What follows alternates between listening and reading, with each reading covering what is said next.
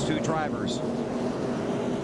Among the guys trying to make it into the chase, Hamlin, Burton, Gordon, Martin, and Harvick qualified in the top 5.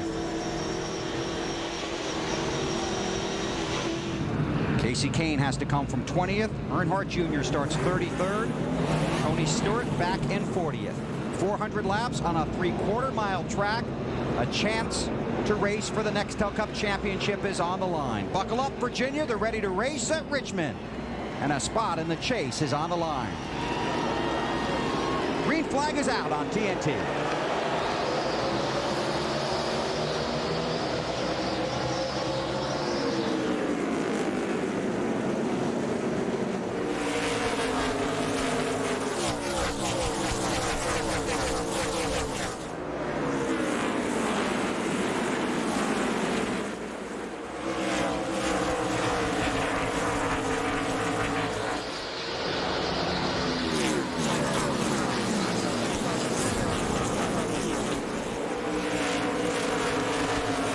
Kevin Harvick in that 29 car going by Mark Martin in the 6.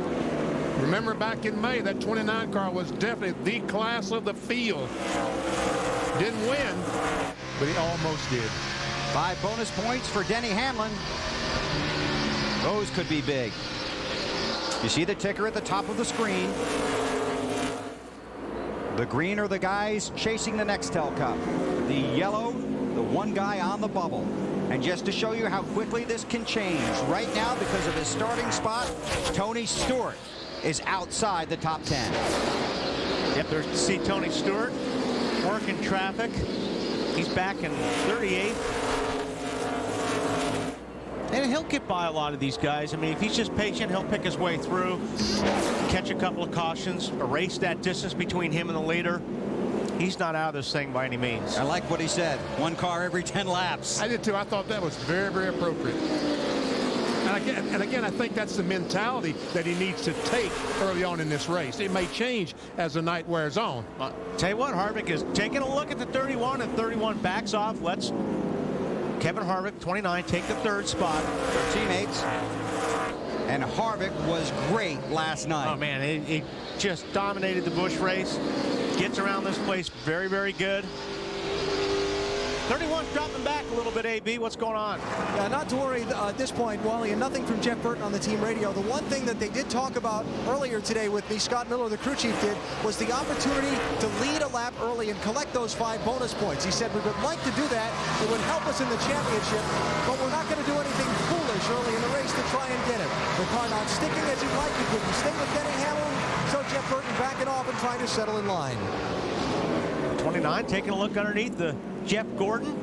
And that's how Harvick's Busch car looked last night. I mean, that car rolled through the center. And if you can get a car that'll roll through the center of the corners here at Richmond, you're going to pass a lot of cars. Because you go down in, you get on the brakes, then you let the car just roll through the center, get on the gas as hard as you can. If you can stay on the bottom and do that, you're going to be strong.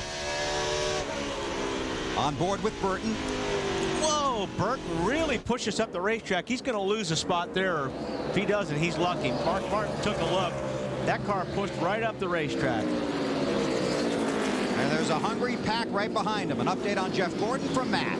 Bill, at driver intros, Jeff Gordon looked to be one of the most relaxed drivers getting ready for tonight's huge multi-million-dollar night. Now, Gordon has been involved in so many championship runs. He's won 4, but he's also lost a couple. But he'll tell you, back in '97, when he had to finish 17th or better, and that's pretty much where he ran all night, that was the most stress he's ever been in a race car. He says tonight actually should be more on the fun side, Marty. Matt, crew chief Pat Tryson from Mark Martin went to all the teams that started in front of him. There were 3. Mark Martin started 3rd tonight, and asked them if they could all lead a lap early in the race. What do you think the answer was, guys? No. Yeah, no was the answer. They all tried to work a deal. The crew chiefs all agreed, but 3 of the 4 drivers said no. So they all were going to exchange the lead early in the race. Mark wants those 5 bonus points, just like the guys in front of him. And all these guys are chasers, looking for every point they can get tonight, Bill. Well, he's going to have to earn it then, because these guys are still racing against each other. And this, you never know, but this might be his best opportunity to get those 5 bonus points because of the good starting spot and very limited traffic in front of him. But it doesn't look like his car has it right now. Up front, Hamlin continues to lead. An update from Dave. And Curtis Markham, his spotter, had been approached by a number of people about leading a lap early. Again, the answer was no. And right now, Denny Hamlin has his 5 bonus points, and he has the line on the racetrack he likes to run low and drive it straight off the corners. Alan? Dave, there are 2 races to be run tonight for Kevin Harvick. One, while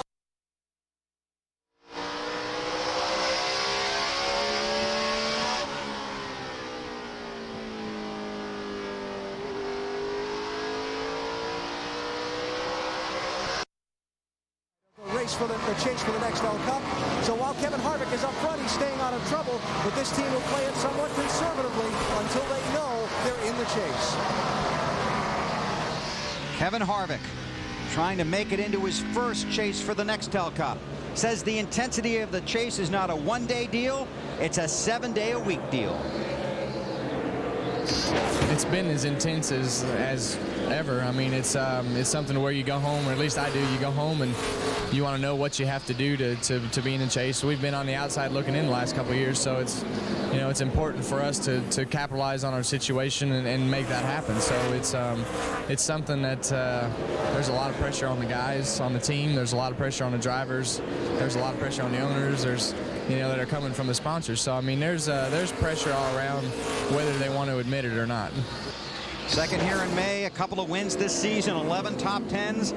His worst finish, 17th in 16 races here.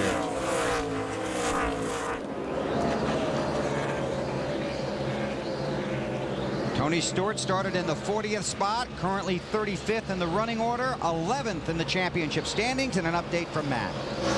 Bill just trying to be patient in the early going. Now, right before the green flag, Smoke came on the radio and told his team, more like a coach, said, just do what we always do. We've been in this situation before. The 3 previous times he's had to go to a backup car, he has come home with a strong top 10 finish.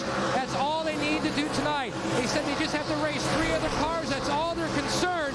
Everybody else, they can do what they want to do, but that's our concern tonight. He's just trying to take it easy, and like his other message on the dash says, just keep the ears on the dog, means take care of those fenders. A lot of traffic out there.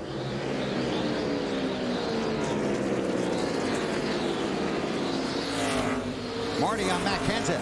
Well, Bill, it'd be very easy for Matt Kenseth and this bunch to kind of take it easy tonight, just ride around the back and really get ready next week for New Hampshire, maybe try some things like that. But first, there's a battle for the lead, Bill. And Denny Hamlin's going to pull over and give it to Harvick.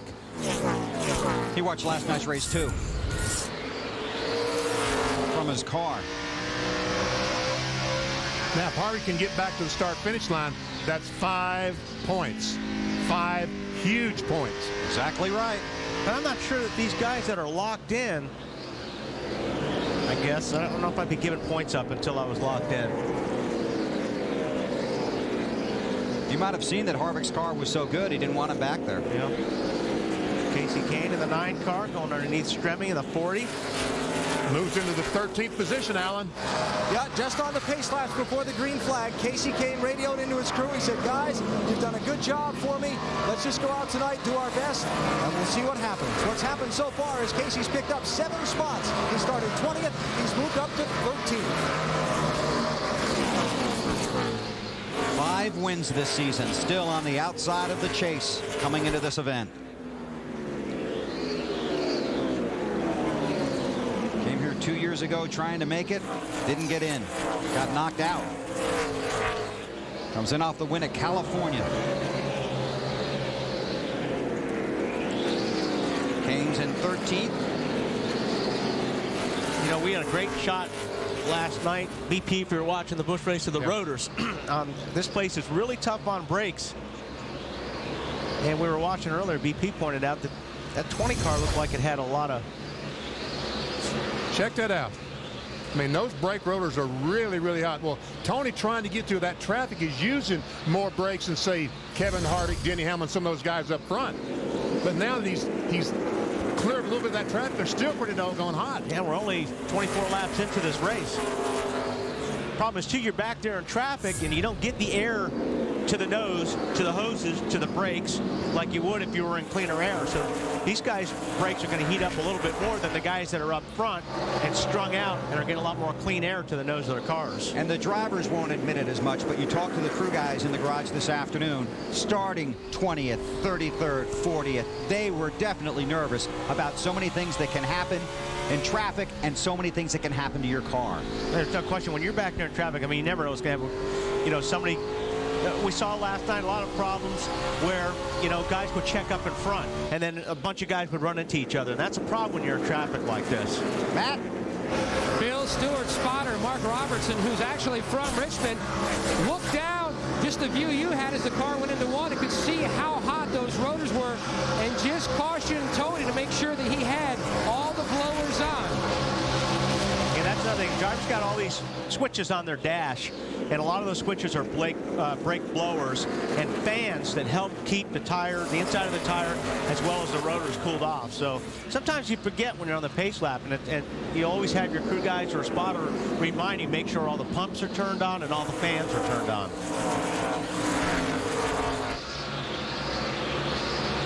Stewart continues to work his way through traffic. There's Dale Earnhardt Jr. Worked his way up to 25th, started 33rd. Marty? Yeah, Junior's trying to do the same thing Tony Stewart's doing. He's a little ahead of Tony Stewart. Started 33rd, as you mentioned, Bill, up to 25th. They were concerned about the early part of the race for what Wally mentioned, being in traffic, maybe getting caught up in someone else's wreck, but also because they feel like their car is really set up for later in the race. The car is going to be extremely loose for the first quarter of this race. They feel like the racetrack will tighten up, their car will get better, and that's when they'll be good, when it counts around lap 400. See how that works out for him. This is for third place. Jeff Gordon in the 24, Jeff Burton in the 31.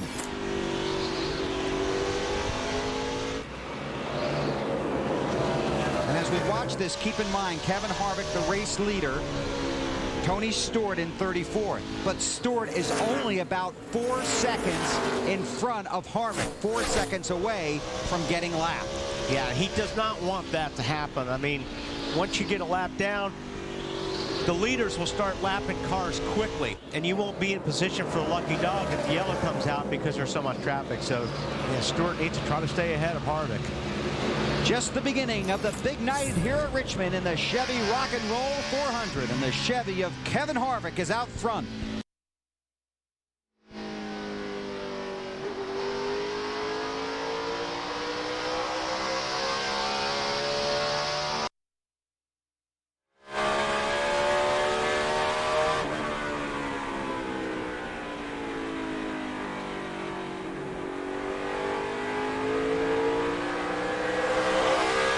Tight.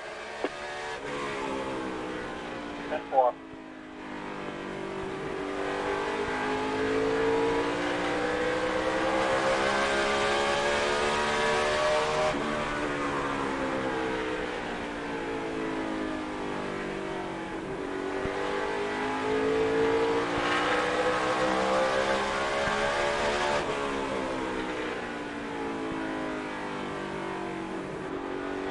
Still there.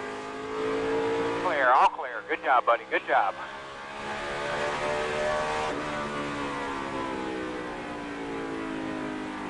.34, slow up high. He's a lapper. Spin in front of you. Spin in four. Spin in four. Caution's out. Caution's out. Stay down low in four. Stay low. 14's rolling up in front of you. Slow. Good job, buddy. Good job. Mostly tight, and that brake issue getting into 3 was getting a little bit worse as the run went on. Okay, 10-4. When the pits are open, we're going to pit here, and we're just going to do air pressure. Complete. Tony Stewart, I had seen Tony racing with Sterling Marlin in the 14 car, and looks like there's going to be a little contact coming off turn 4. They had been racing hard for a number of laps. Don't forget, he knows the 29 was coming.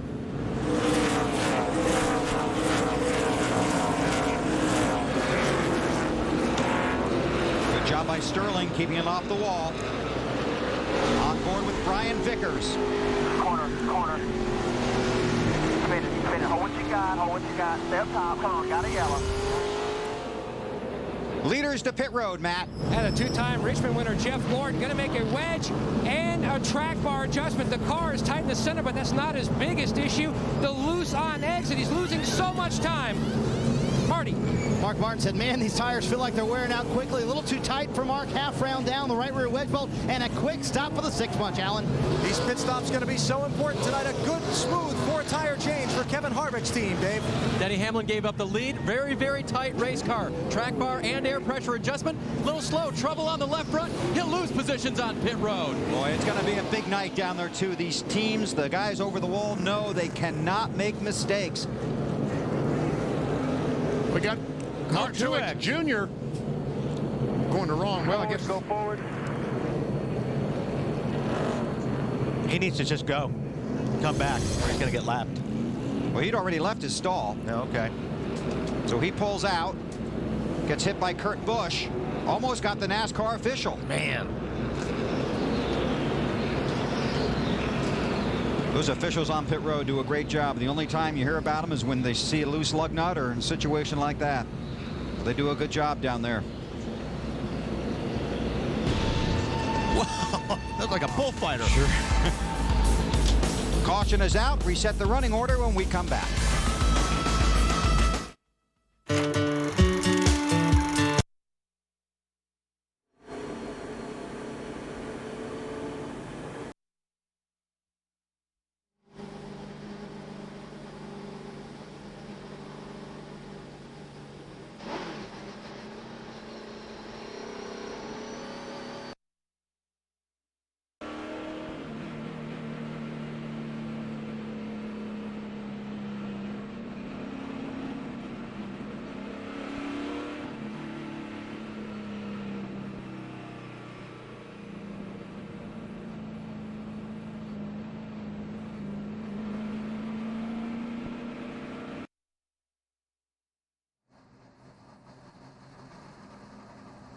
Kurt, the letters are okay on the tires through the binoculars. Derek, give me a thumbs up here. From what I can tell, it looks good to me. Give her a shake, see what you think. Saying 1 to go when you get here. Looks like a hit. Yeah, 10-4.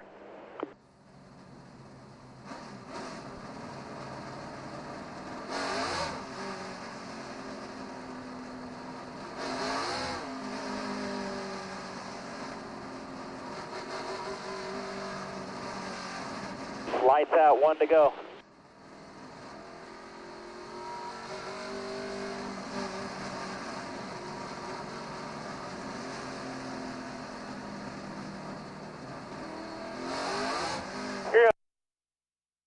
For joining us and enjoy one of the most popular races of the entire season. The field has gotten the 1 to go here at Richmond. Take a look at our Craftsman pit summary. Kevin Harvick second after coming in first. Denny Hamlin dropping back. Jeff Burton holding third. Jimmy Johnson was running 17th, did not pit. Jamie McMurray in the 26 car. A commitment cone violation. Has to restart at the tail end of the longest line. Ready. Kevin LePage is the lucky dog. Here we go. 40 laps complete.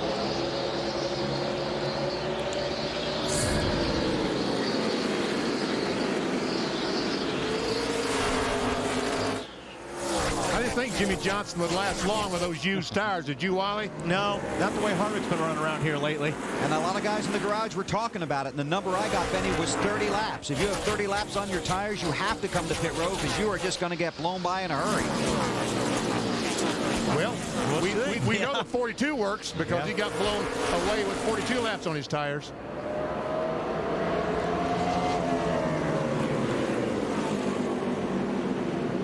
Tony Stewart currently 26th, Earnhardt Jr. 22nd. There you see the championship standings up to the moment.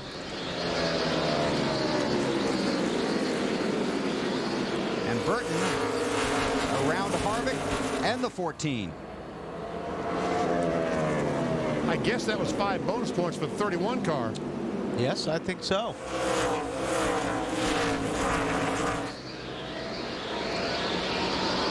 A update on Jimmy Johnson from Marty. Well, Bill, you have to keep in mind the overall goal for the 48 team. They are already locked in the chase for the championship. They're trying to learn as much as they can for the final 10 races, especially next week at New Hampshire. Very similar racetrack, so why not leave them out on old tires just to see what happens? I don't think you want to do that again. We know what happens. Yeah, you get past. Matt Kenseth in the 17 inside of Jeff Gordon. Gordon, of course, teammates with the 48 of Johnson. Marty watching Matt Kenseth, too. Bill, some developing concern for our championship leader, Matt Kenseth. His brakes already going faulty. He thinks, while he mentioned it earlier, it's a big concern here at Richmond. Wow, if your brakes are going away this early, Marty, you're in big trouble. You know, you're really hard on the brakes here, and there's not much time to cool them off. See how hard they go into the corner? You're on the brakes really, really hard. Then you get off the brake pedal, let the car roll, get back on the gas. Then you're on the straightaway for a short time, and you hammer the brake pedal again. So if your car's handling really well, you don't use as much brake. You use less brake when your car is turning through the center really good. But we look at the front rotors on the 17 car, and I don't see any sign of being warm whatsoever. Well, let's listen to the radio and find out what they said moments ago. Okay. I know you don't want to hear about it, but everything worked really good for about 12 laps, 15 laps, and as soon as I was getting ready to pass the 4 car, I started shaking. It just keeps getting worse. I shut off the rear brake blower, too. I shut everything off. I don't have any blowers on. And the front shake real bad, and the rear's got a real bad grind to it, almost like the pad's in backwards, you know, like metal on metal, like a grind, like it's tearing something apart. Wow. As Matt said, guys, you know, he said he feels like almost like the brakes are in backwards. He said it's an odd feeling, but one thing he did tell Robbie Reiser, I know I cannot drive like this all night long. And remember, here in May, he blew a rear rotor. That's exactly right. And it bounced off the racetrack, went through the oil tank, and he's had a terrible finish. What are some of these guys with their hair on that vibration that the rotors are warping?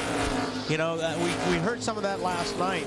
And these things get so hot, and then they cool down under a yellow, and they get so hot. There's a possibility these rotors will warp sometimes, and that's where you get the big vibration. Kenseth finished 38th here in the spring after the problems that Benny alluded to. Here's your pole sitter, Denny Hamlin, in the 11 car. Dave with an update on Hamlin. What happened, Bill, on that pit stop for Denny Hamlin to lose 5 positions on pit road? When the tire carrier slammed the tire onto the wheel, the lugs go through the lug nut, and sometimes they pop off. He has to pick it up and put it back on, and one of those lug nuts popped off. He had to hand thread it back on, and that's what cost him time. That's a hard job down there, especially with the pressure under these guys, Dave. They've never been in this situation before. Well, you drop something around your house, you can't find it. You drop a lug nut here under pressure, where is it? They usually have a spare one tied to themselves somewhere that they yank off and then put it on real quick, but it costs time. Those tires weigh about 50 pounds with no interliner, and Benny, you and I talked about it earlier this week. Some of these teams, these pit crews, are in a situation they've never been in before under this pressure. I mean, they're trying to win $5 million, be in position to win $5 million at the end of the year. We talk about the pressure that the drivers are under. Every man on that team is under pressure. Oh, good racing right here. Kyle Busch right there in the 5 car. You see Truex back there. He lost a lap, so he is 1 lap down right now. Right now, Johnson, who was 17th, restarted first, has fallen back to 7th, but is holding his own right here. Hamlin's going to get that spot, maybe. There's Casey Kane in the 9. Allen's got an update there. Yeah, a nice stop for his team. He's got Casey up to 10th place now and moving forward. That's what he needs to do tonight. Although Casey did call in on the radio a little while ago, said he has a strange feeling when he turns the wheel. The team said, all right, we'll keep an eye on it. You're feeling, when you're, all the chase guys are feeling all these little things right now. And they're hearing voices. They're hearing voices.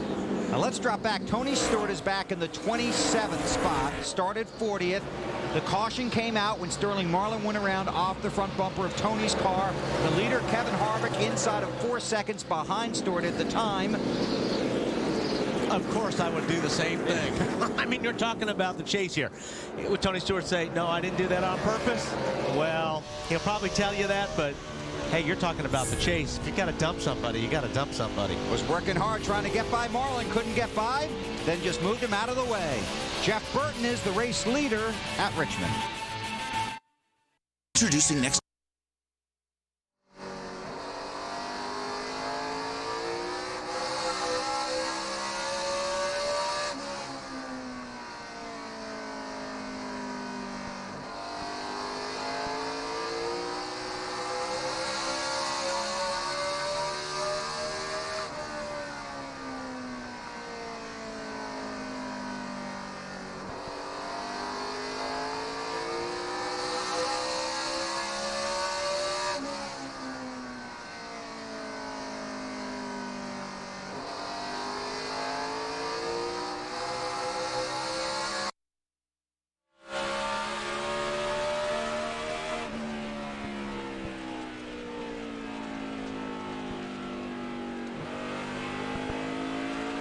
They're about to, Dale Jr.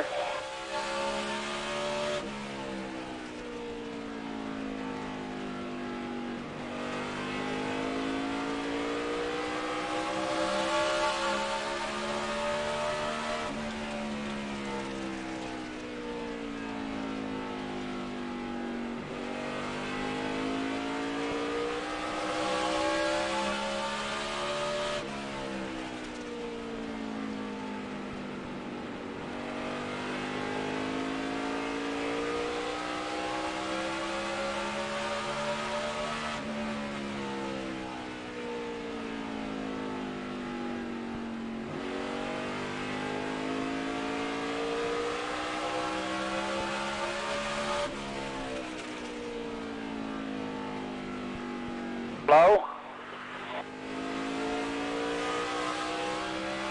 Clear.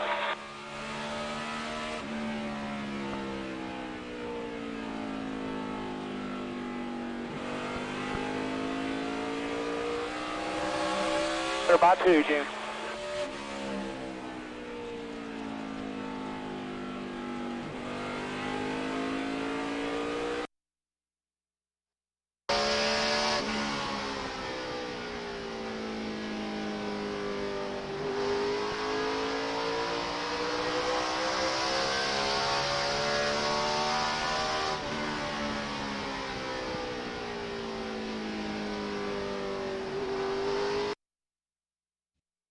Brings you the drama of NASCAR's final race to the chase from Richmond. During the race, go to NASCAR.com and you can listen to live in-car audio for free with Race Day Scanner when it counts.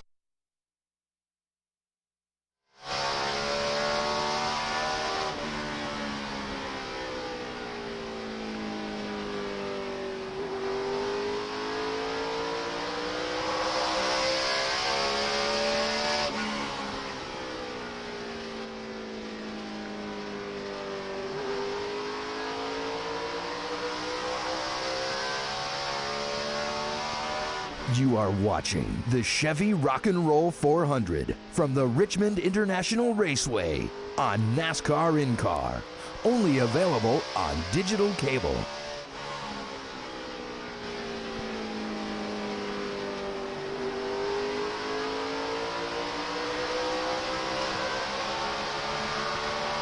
Outside. Clear.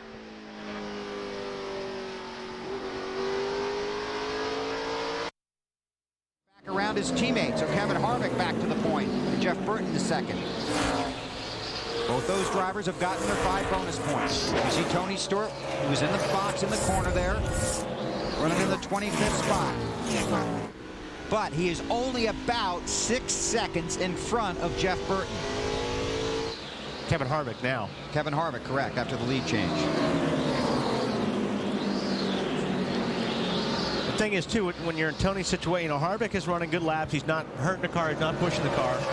I would think Tony Stewart's probably running the car a little bit more aggressive, obviously, because he knows Jeff Burton's coming. So he's probably using his car up a little bit more. He's probably using those brakes up a little bit more because he's trying to get by a lot of these guys. He's having to go in a little bit deeper, a little bit more brake. We'll just have to see how that plays out over the next 25 laps. There's Tony. And now Tony Stewart has what he's been wanting, some green, clean racetrack in front of him.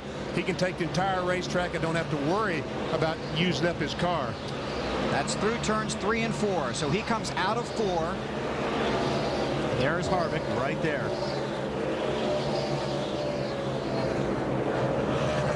seconds, maybe? Just about. And there's a lot of traffic in front of Tony after he gets through that little bit of clean space he's got there, BP. There's the one car of Truex Jr. trying to get by Jimmie Johnson. Don't forget, Martin is 1 lap down. And Martin needs to catch the 14 of Sterling Marlin and get by him if he wants to be in a position to get his lap back. Right now, the top 8 drivers on the track are all trying to make the chase for the Nextel Cup. Kenseth is one of them. He's locked in.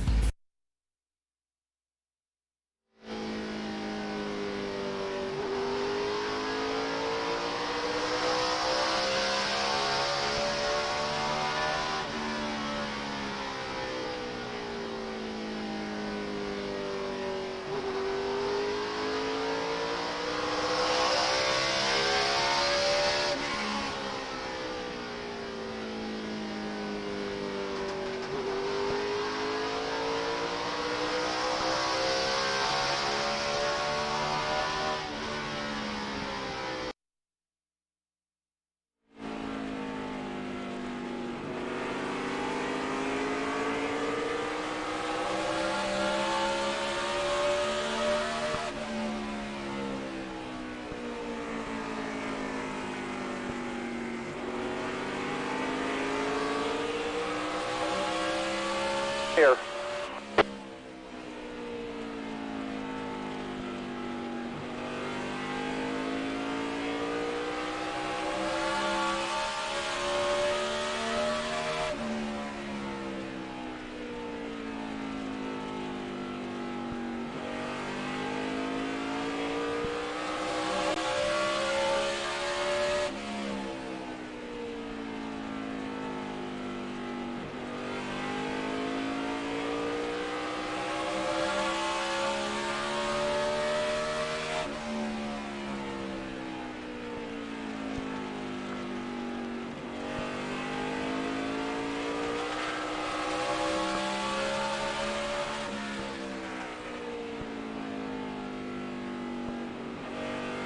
Clear.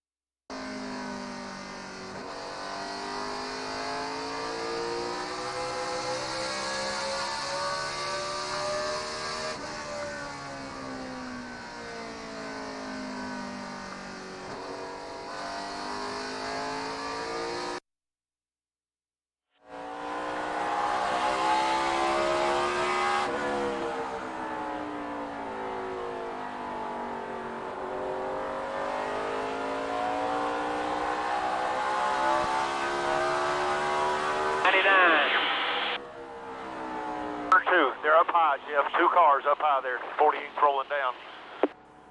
Clear. Hey, Jeff, we raised that track bar. Johnson second in the championship standings. Edwards 4 wins a year ago, none this year. I know Truex was working Johnson for a long time. Finally got past him. See Carl Edwards getting underneath him, going down into turn 1.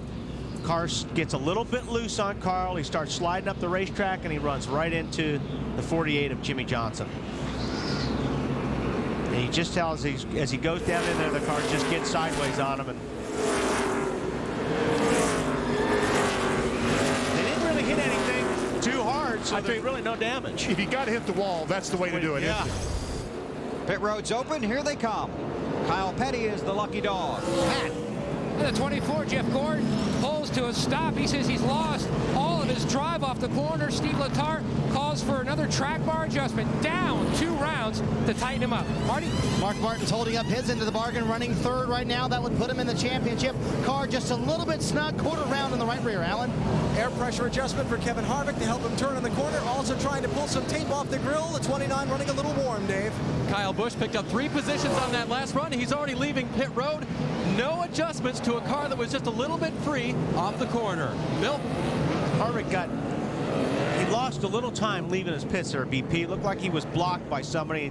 That just second he had to hesitate, he lost the lead to Kenseth. That's right. When he backed off the throttle, he lost the lead. Same thing happened to him on his first pit stop, too. Crew cam, BP. Jeff Merkel, Jackman for Greg Biffle. Car goes up. Rear tires off. Check out the front. Okay, we're good. Let's go around to the left side. Car is up. Check it out. Front, rear, go.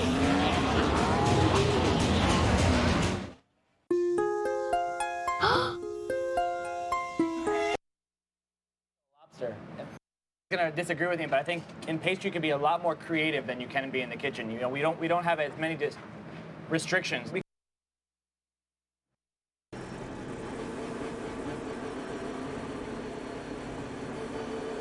You're loose.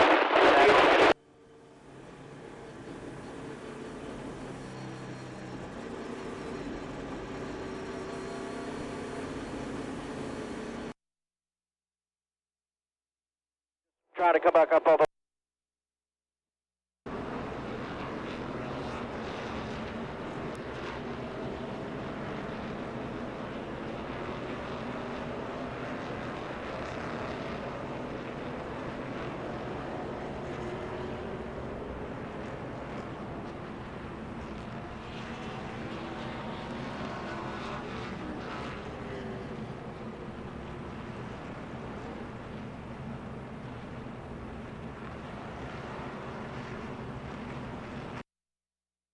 Help us find the girl. We will help you. Join the search at 7, 8, 9, and 10. Why don't you tell us what really happened? You are a liar! The missing will be found.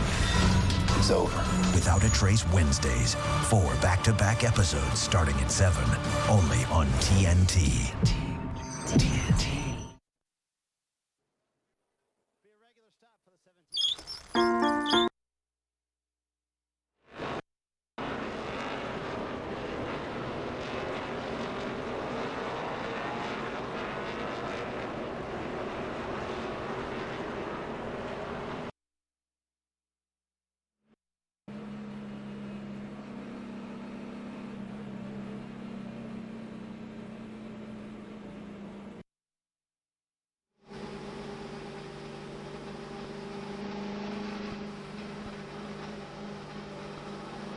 have some lap down cars coming inside and catch you about turn 3.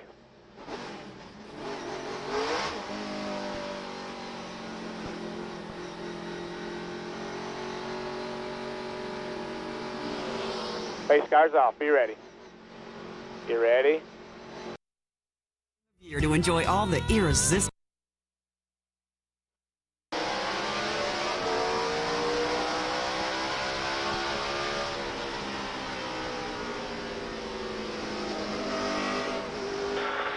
Inside there. Inside. Still inside. Clear, clear.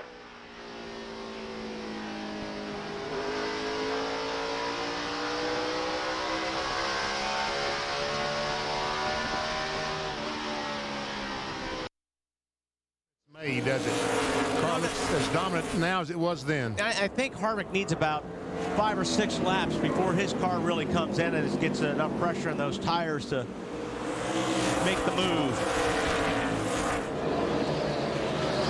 Tony Stewart came in 22nd, currently runs 17th. Dale Earnhardt Jr. came in 13th. He's currently running 12th on the racetrack. As you saw by that graphic, Casey Kane is now on the outside looking in. And Tony Stewart's crew, we got to give a call out to those guys because they have done a terrific job. Every time they've made a couple of pit stops and every time they pit, they pick up Tony 5 or 6 spots. And I think they made that car better too, BP, because it looked like after things settled down, Stewart's times were as good as the leaders. Took a little while, but... And that all started yesterday, Benny, when they got the backup car off the truck. Their whole attitude was terrific. They knew what they had to do. They were down there working on it. They were in a good frame of mind. They knew they had a lot of time. Not much time to practice, but a lot of time to get the car ready. Matt, you were down there for that. Bill, you can see that really they have been through this type of situation before. They've been through championships before. They've won 2. Greg Zipadelli says you could see it on the faces of his guys. They did not panic, and that was the biggest thing from that practice session. Right now, Smoke's lap times are similar to what the leaders were right before that caution. They made significant adjustments again, trying to get this car to roll through the center of the corner better. It was just way too tight. They made a huge track bar adjustment, trying to free the car up. Currently, the 20 team is in the 14th position, really moving up. All the guys back at the shop that work on this car, the guys in the engine department, the guys here at the track, they're represented by the 7 men over the wall for Tony Stewart. Let's meet them. Greg Zipadelli, Berlin, Connecticut.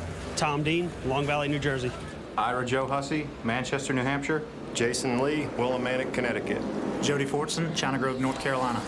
Todd Foster, Birmingham, Alabama. Jeff Patterson, Escondido, California. Brian Larson, Escanaba, Michigan. The over-the-wall gang representing everybody on that 20 team for Home Depot and Joe Gibbs Racing, trying to get this 2-time champion back into the chase for the Nextel Cup.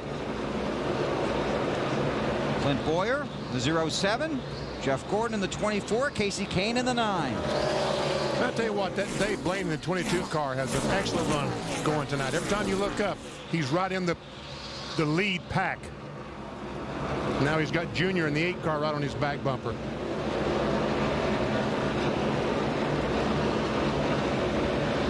He looked good last night. And Boyer's going to take that. Hold the spot. Well, he had it that lap. He said as soon as you roll through the center and get by a guy, you got to be able to be clear and move up like right now. More on Kane from Allen. Yeah, Bill had his crew make an adjustment on the last pit stop, trying to help his car right there, driving off the corner and up onto the straightaways. Casey looking to see if he can move up around some of these guys that he needs to pass for his place in the chase and get some more points in his column, though it's still very early. Matt? Ray Evernham will tell you, the owner of the 9 car will tell you that he's very proud of the legacy he's left in the sport with the crew members up and down pit road, especially Chad Knaus and Steve Letarte. Now recently, Knaus and Letarte were going through a storage building at Hendrick Motorsports and came across the original Rainbow Warrior checklist. They took it and sent a very meaningful note to Ray Evernham, thanking him for all that he had done for them. And BP, that shows you that not only are they true racers, but they have so much respect for Evernham, who's been such a motivator for so many guys up and down pit road. And Matt, we talked about that today, and you're right, the word is respect. And they all respect Ray Evernham for what he's been able to do in this business. Now Boyer's got to drift up in front of the 24. And Casey Kane's got to go. Yeah, he's got to go. Casey Kane was just waiting for somebody to do something because he couldn't go anywhere.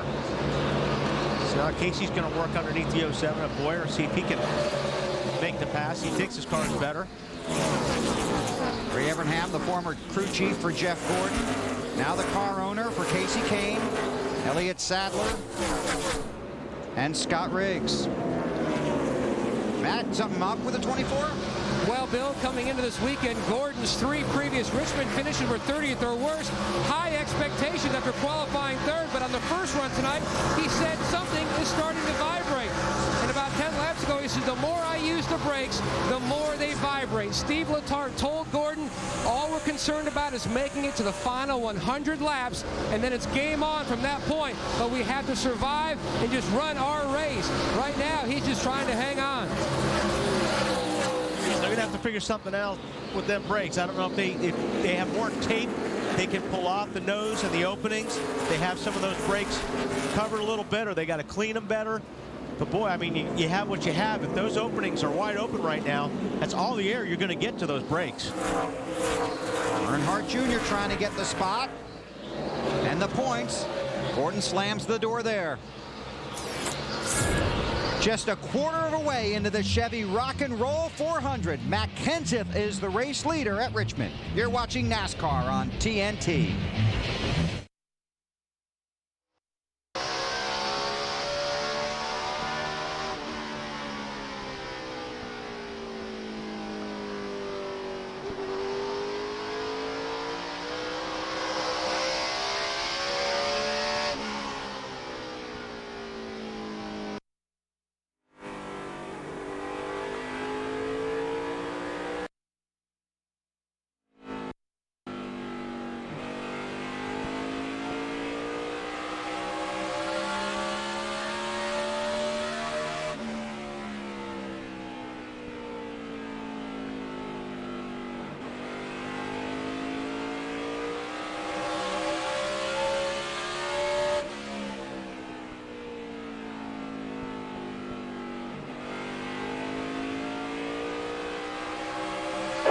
off and tidy into the middle.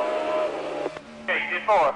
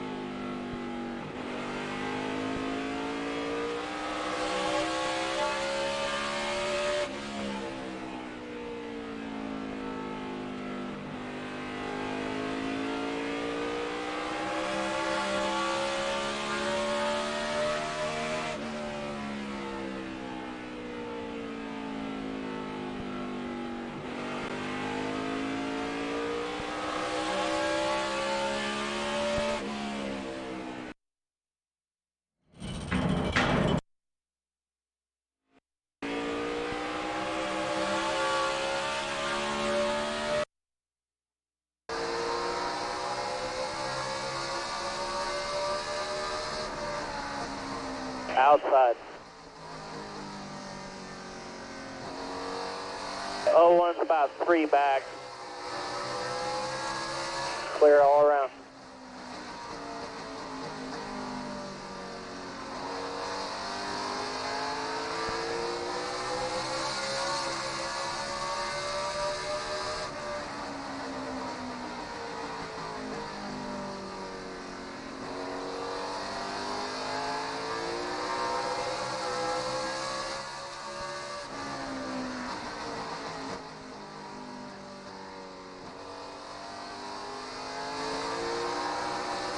You are watching the Chevy Rock and Roll 400 from the Richmond International Raceway on NASCAR In-Car. Only available on digital cable. Inside at your bumper.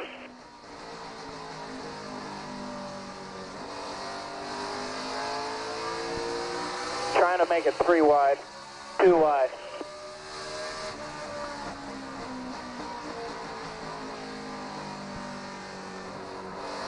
Still inside.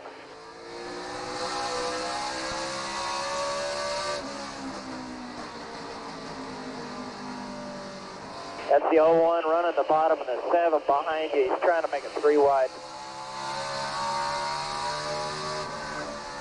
He's inside. 7's inside.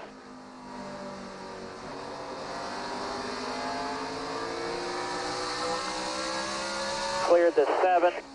Back inside.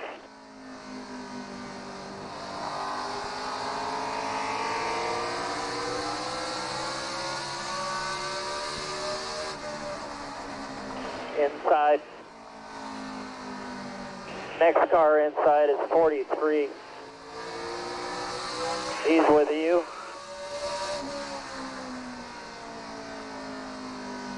He's working the bottom. Inside. Hey, at your bumper.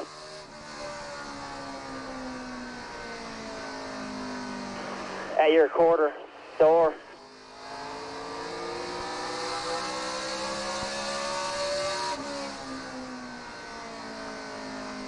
Still inside.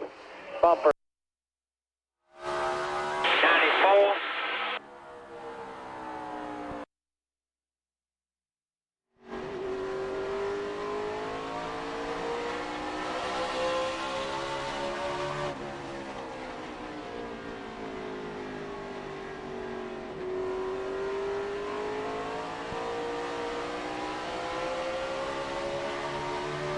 Clear behind us, you need about. Corner, still in your corner, outside, outside.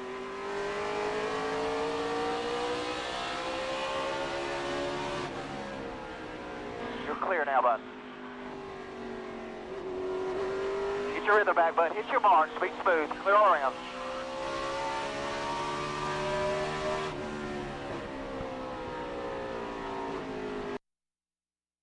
Panic in the 24 pit of Jeff Gordon, or with their current position in the points. At this juncture, they are sitting 5th, but the car, he says, the brakes are just killing me.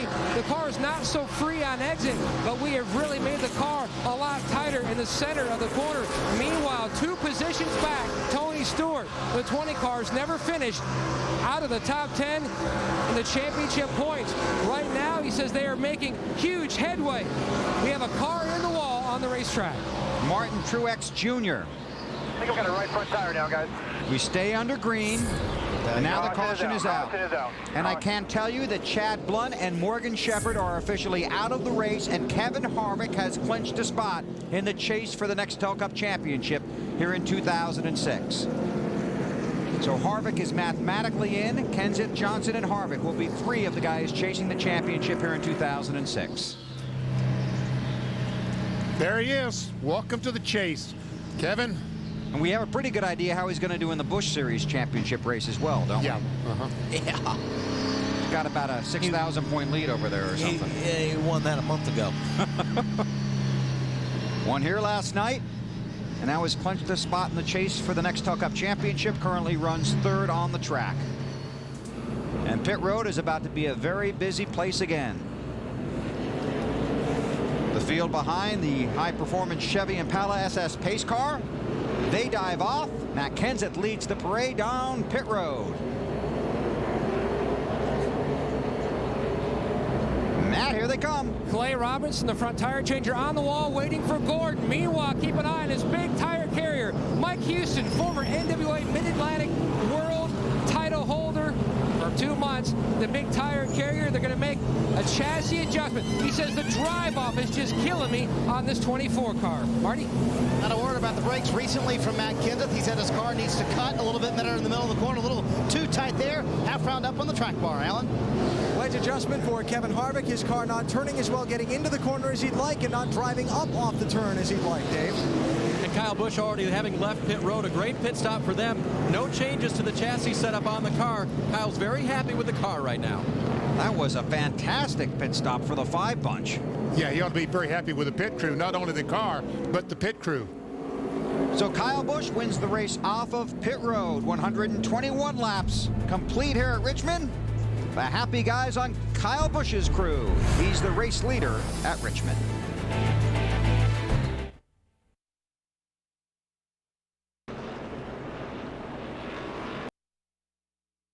Bigger problem, or the tightness center. But obviously the track bar didn't do it, and I don't want to increase that bouncing by getting the wedge out of whack. So we'll just see what this does, okay? I think it's the right front. If you think that's what it is, we'll see how it goes. We can definitely try some wedge in that right rear, which will give you a little more travel. We'll see what we do. Well, I never hit the left front in practice, right? Bro. Did not. Be the right front because it's done it in practice a little bit. All right.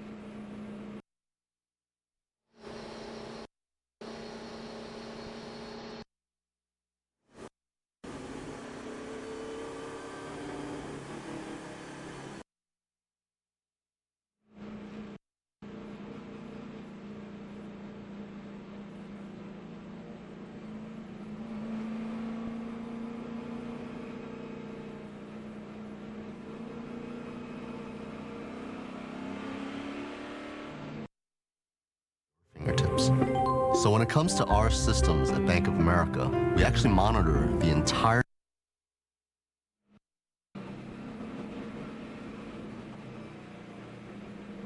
Coming to the green, June.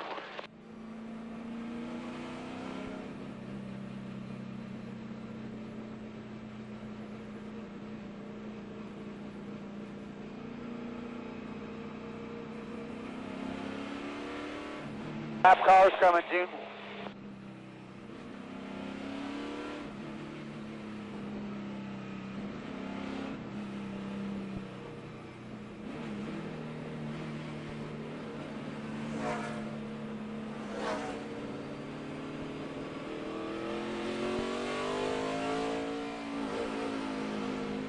Cars off. Green flag, green flag. Everybody's moving, June. Nobody's inside. 21 car in your mirror.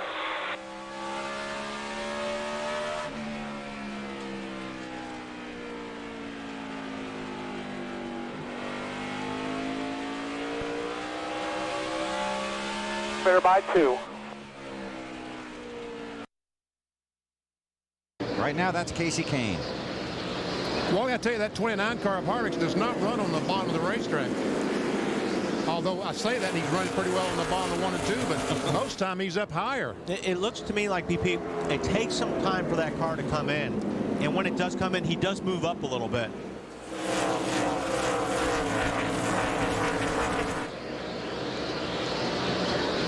Burton is behind Harvick. There's Mark Martin in the 6th, Greg Biffle in the 16. Biffle is 7th. And Harvick has clinched his spot. You saw it on the graphic. He's in the chase. Now he tries to become the 3rd driver in a row to sweep the weekend. Car in trouble off of turn 2. Martin Truex Jr. again. All right, go to the garage, Martin. Go to the garage. Nice and easy around the corner here. Turn into 3 and 4. That's a shame because he had such high hopes for this one car tonight.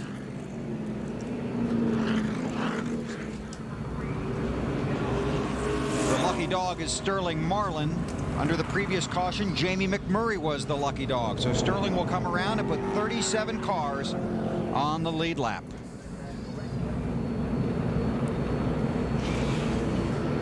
Working our 4th caution of the evening here at Richmond. Martin Truex has brought out the last 2. Kyle Busch is the race leader. He's all of 21 years old. He's trying to clinch a spot in the chase. Then he sets out after the Nextel Cup Championship.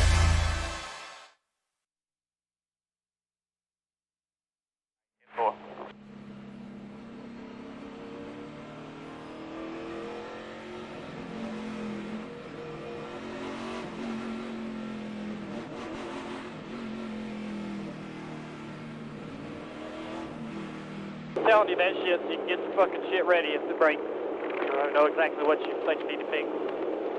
Yeah, 2-4. The other time I felt that before was Martinsville.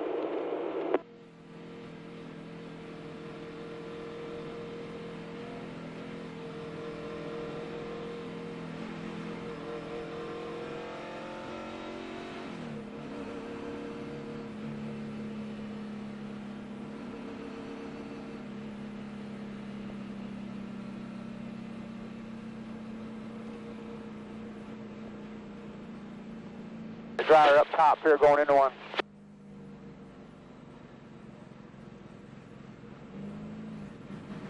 Okay, it's pretty good. About 245.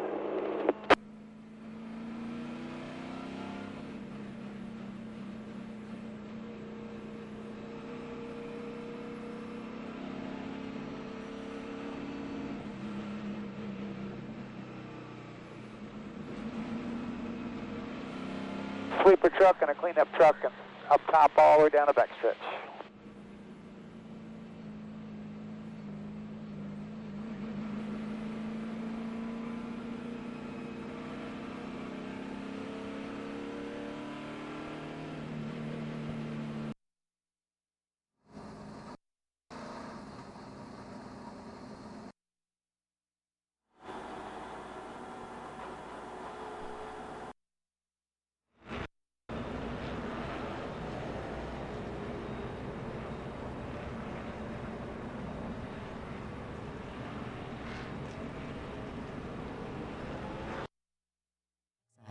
major greenhouse gas. As North America's largest recycler, last year alone, Waste Management recycled enough paper to save over 41 million trees. From everyday collection to environmental protection, think green. Think Waste Management. Still under caution here at Richmond. 131 laps are complete. Now let's take a look at pit road, the last set of pit stops. Let's watch the 8 car of Dale Earnhardt Jr. Well, first of all, when he comes in the pits, he's not able to get in his box all the way because of the Clint Boyer car. But everything is going along smooth so far. Right side, both guys finished. Right front a little bit slow. Looks like he might have had to hit a lug nut a second time. Might have. We're trying to count the hits. So we see that the left front is a couple of seconds slower than the rear, and a 14.8, and that's not going to get it done on pit road tonight. And this was Earnhardt's reaction. They're really hard to pass. You got to do better on pit road, guys. Info, we'll work on it. I know you got it in you. Shake it off. Marty? Yeah, and guys, Dale Earnhardt Jr. came on, and he wasn't chastising the crew so much. He's just saying it's really hard to pass out here. And when you see someone in front of you, like Matt Kenseth, have a 12-second stop, that makes you very frustrated. What happened, Bill? You got exactly right. They missed a couple of lug nuts on the right front, and they came around to the left front, and the same exact thing happened. Missed a couple more, and that split second cost them a lot of spots on the racetrack. Under caution here at Richmond, Kyle Busch is the race leader. Dale Earnhardt Jr. runs in 14th. You're watching NASCAR live on TNT. And Order has never had a night like this.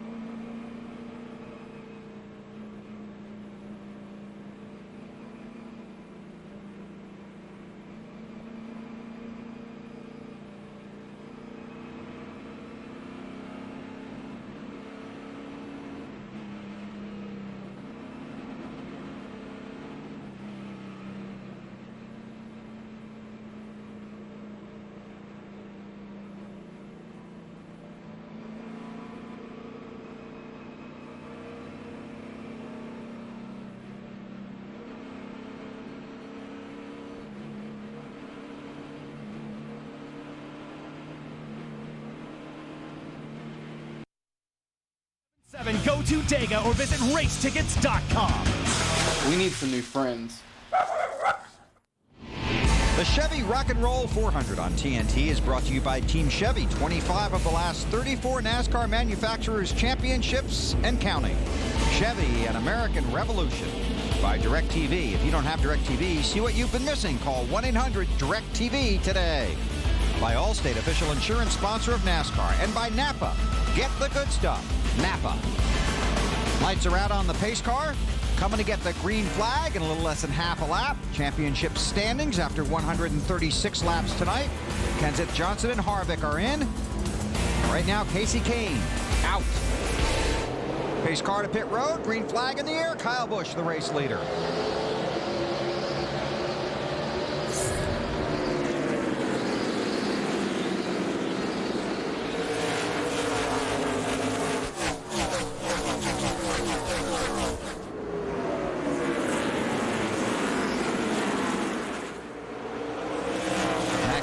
Trying to close on Busch, and Harvick all over Kenseth. You know, whatever's dragging on that 17 car is going to wear itself out pretty soon. Eventually, you would think. He's been doing it quite a bit.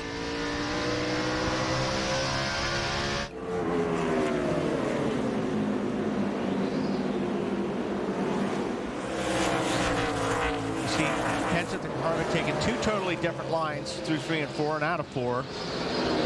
Harvick's has been running a little bit lower on the track than the 17 has. I'll tell you what, they're both gaining on the leader, Kyle Busch. It's on board with Harvick on the right. Thinking about going under Kenseth. Kenseth went in there pretty deep that time. He went in there really hard, got on the brakes, and the car pushed up the track. 29's going to take that spot away, and there's Burton joining the fight. The 31 car. Kevin Harvick going to work there. A little wave out the window to Matt Kenseth. More on Harvick from Allen. Yeah, Bill, now we're showing Kevin Harvick as locked in to the chase for the Nextel Cup. I talked to his crew chief, Todd Berrier, under the caution. I asked Todd, I said, I haven't heard you tell Kevin that over the radio. He had a great big smile break out on his face, and he said, I think I'm going to wait a little while, let a few more drop out of the race, and we'll tell him a little bit later on. Now, Kevin told me, as he tries to get the lead here, he really didn't want to know for a while in this race that he was locked in, as he didn't want to change his mindset on how he pursues tonight. I think I'd want to know, BP. I think I'd want to know, because I would have a lot more fun trying to win this race if I knew. Exactly. I would want to know immediately. Right now, he knows he's in front. Kyle Busch to second. Might try and come and get that spot back, Dave. And Kyle Busch's spotter, Jeff Dickerson, told him it's early in the race. We're playing nice. Go ahead and let him by. We'll get him back later. And Kyle's been very relaxed during that last caution, talking about other things like fantasy football trades and things like that.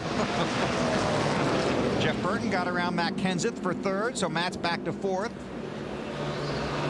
And this has been a good battle since the green flag came back out. Mark Martin in the 6th, the 9 of Kasey Kahne. There's that 22 again, BP. Dave Blaney. He had a good run last night in the Busch race. An update on Martin from Marty. He's been hanging in the top 10 all night long, Bill. And the early part of the run is where Mark is really strong. Late in the run, the car gets hard to turn, especially from the middle of the corner off. And that's a killer here at Richmond. You've got to have power from the middle of the corner off. Alan? We've talked about Kasey Kahne having trouble running the bottom of the racetrack. His crew continues to adjust on the car. You see him there going low to try and pass Mark Martin. They made an air pressure adjustment on the last pit stop, hoping to give Kasey the full use of this wide Richmond track to try and keep picking his way up through the field.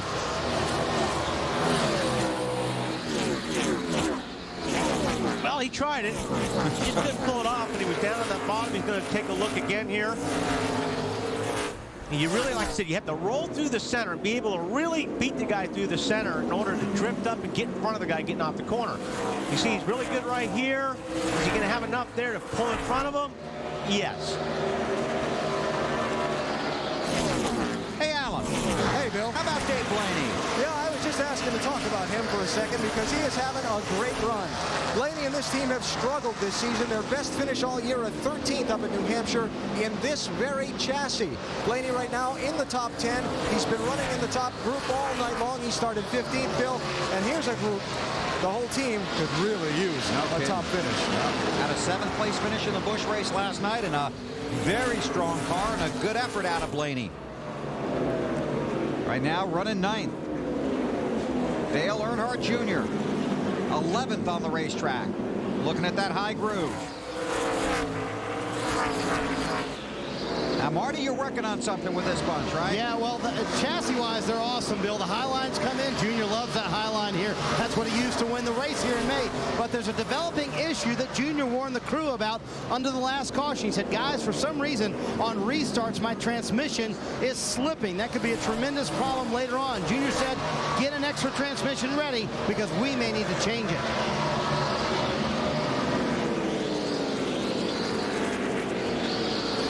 Not what the Junior fans wanted to hear, or his crew. No.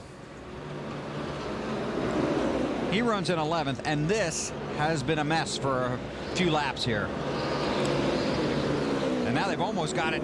They got it sorted out. They were pretty stacked up there for a while. I mean, but they're still going to. This is a lot of cars racing for position here. About 24th in that area. Got Sorensen back there, Nemechek, Scott Wimmer in the 4 car. There's Kurt Busch. And I mean, they had been going at it like it was for the lead. I looked up, they were 3 wide coming off of 2, weren't they? Yeah, it was for a couple of laps.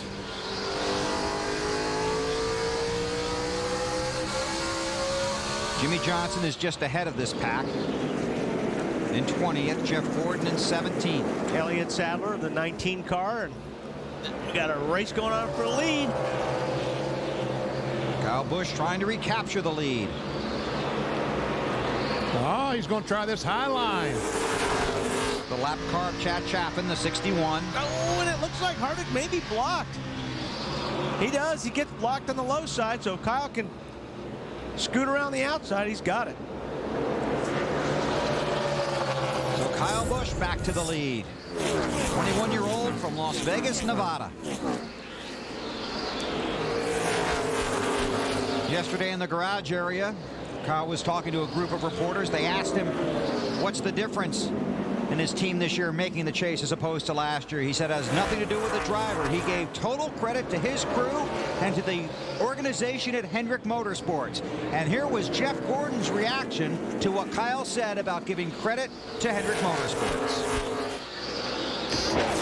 I think that says a lot about Kyle's maturity and how far along he's come, and I'm proud of him, you know, for saying those types of things. I think it's important, you know, to recognize how important your team is, your car is. But let me tell you, he's a great talent, and I've told it to his face. I try not to do that very often. I don't want to get his head too big, but I've told a lot of people that we're very fortunate at Hendrick Motorsports to have him. He's a great talent. And there's a feeling in the garage area that if Kyle does make the chase, he will certainly be a strong contender for the championship. Dave, you got more on this? And his crew feels the same way as Jeff Gordon does. In fact, car chief Craig Smokestad told me earlier today, lately, Kyle Busch has been awesome, both in car feedback, what he says about his race car, how they work on it, and people feedback. He said he's been thanking us more, and we feel more like helping him. Remember that great pit stop they had earlier? That's motivation that Kyle gives them.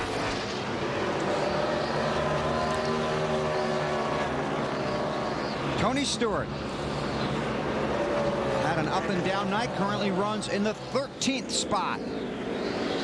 Matt?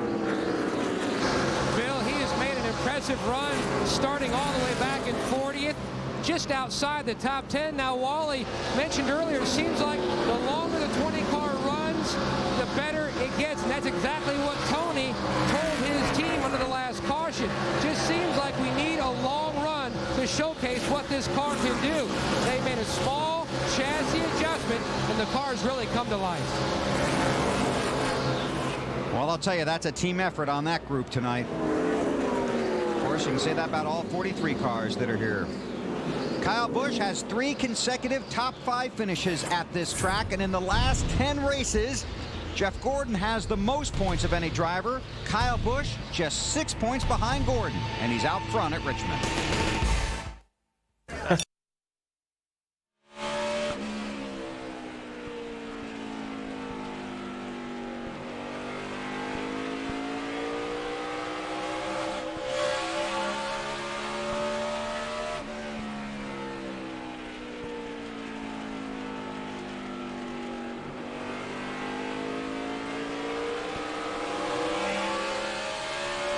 Here.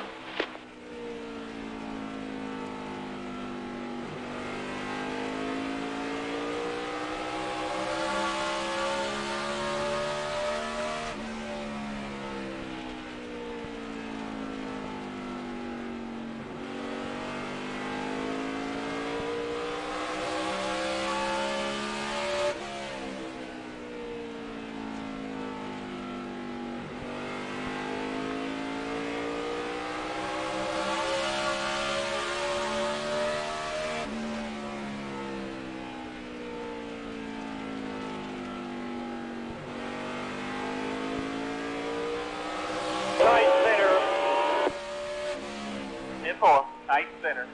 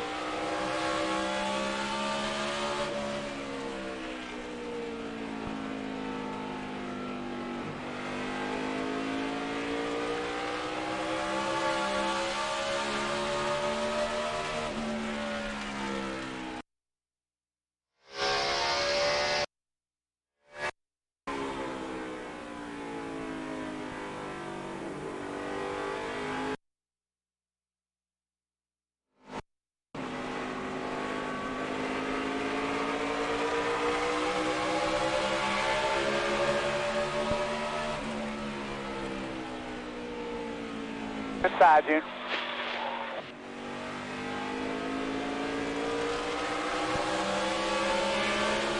Side.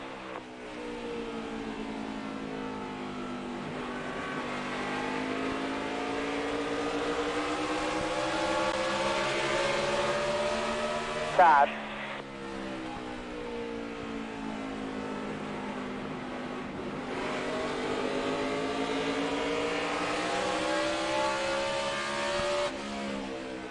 Clear. I wish everybody could have seen that.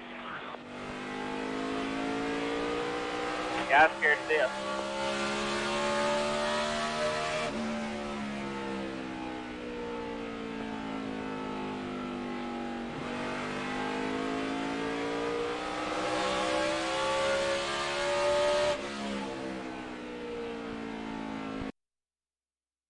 And he saw Junior run up there. He's going to go try it if he can get past the, stay in front of the 6 car here. Now here are the points as they run right now. Kyle Busch is the race leader. Denny Hamlin runs in 6th. But when we change to the next page, look at 10th and 11th. Right now, Mark Martin is out by 3 points behind Casey Kane. And again, if there's a tie, all 11 drivers will be in the chase. This is for second, and Casey Kane is on a mission. He is on a mission. And the last couple laps, he was running so high at 3 and 4, Alan. I mean, he was running as high as anybody's been running down there, so he's got to figure it out. Now they haven't figured out, Wally, and Casey told me that the whole strategy for the first 300 laps of this race was just to run up front, go out and find the points that they need, get the car up front, keep up with the changing track conditions, and figure out what position they needed to be in at the end of the night to try and finish the job. Well, they've been working on the car. They've made adjustments on every pit stop, and he is going to the front and trying to get as many points as he can. And how would you sum that up, BP? What's he doing? He's going somewhere. Yes, he is. I know he'd rather be on the top, but Harvick's also running a pretty high line in this race, especially after about 15 laps on his tire. He runs about the middle or up. So he kind of took that line away from Casey Kane, so Casey's got to go where he's not. And that might be part of it, because Harvick knows Casey wants that line. Harvick looking back at Casey Kane. They're coming up on a lot of traffic right now, too. There's 5 or 6 cars that are in a wide right in front of them.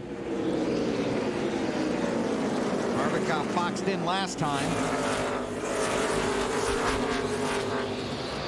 This is where you've got to be real careful. There's Kyle Busch. He's the leader.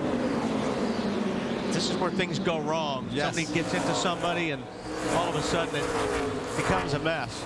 Dave. And Wally, as Kyle Busch actually weaves through the traffic as the leader there in that 5-car, talked to him earlier today and said, you know, you finished 12th last night in the Busch race. Didn't seem like you had that great a car. Did you learn anything? He says, yeah, I really did. He said, I learned what my car likes in the low line, and I learned what my car likes in the high line. He had been running the high line. Now he puts it to the low group to work through traffic. Seems like he did learn something.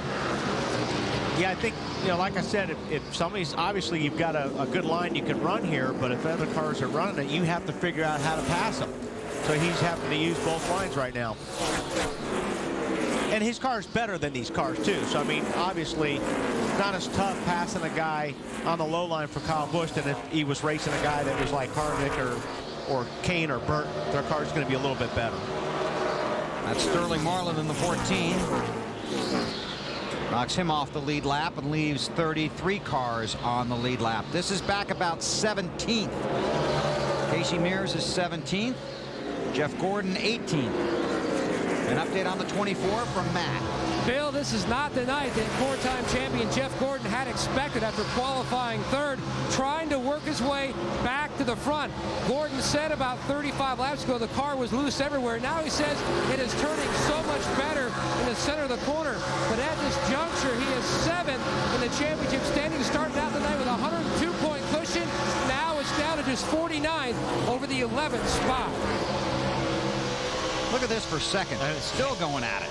Casey Kane is trying hard. These guys have been racing side by side now, which has let Jeff Burton catch up in the 31 car.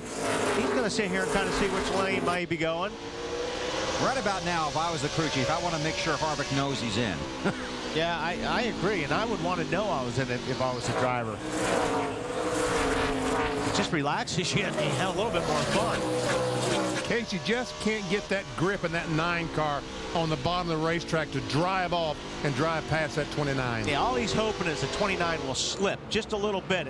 The 29 goes in just a little bit deep one time and slides up the racetrack in the middle. Casey Kane will be able to take that spot, but so far Harvick hasn't made any mistakes. But also, you know, by keeping him back there, Jeff Burton is a teammate of Harvick, and that's keeping Burton in the mix here to try and get the points from Kane. Burton's going to try on the bottom. Ducks back in. Allen? Hey, Casey Kane just came on his radio and said, hey, I'm in the RCR sandwich. Yes, he is.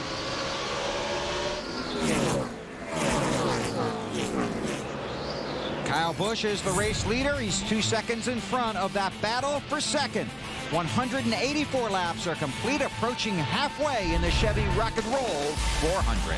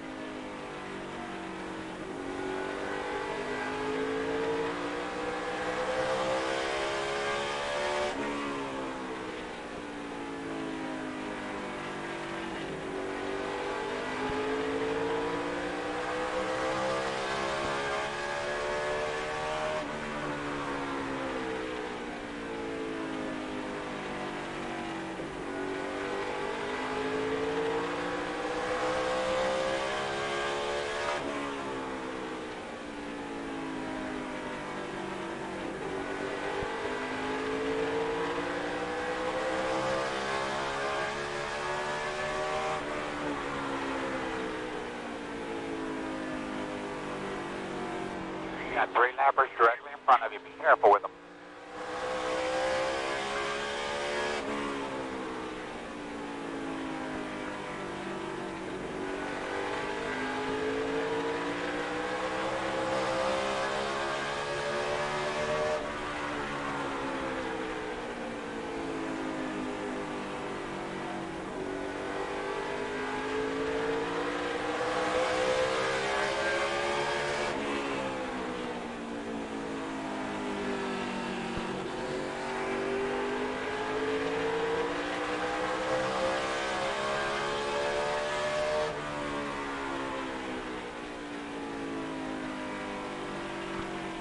11 right behind you now. 11 right behind you.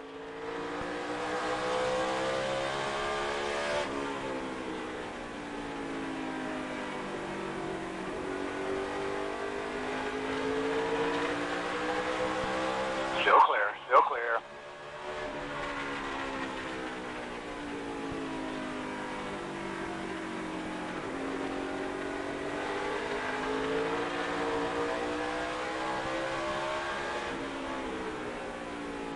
Still there, still there. Clear high, clear high.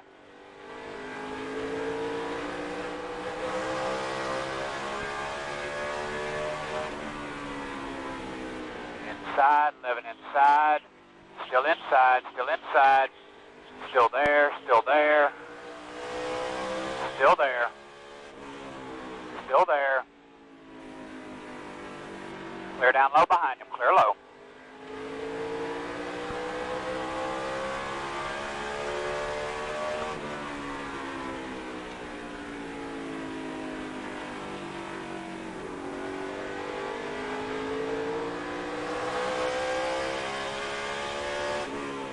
Low one on the bottom. All clear.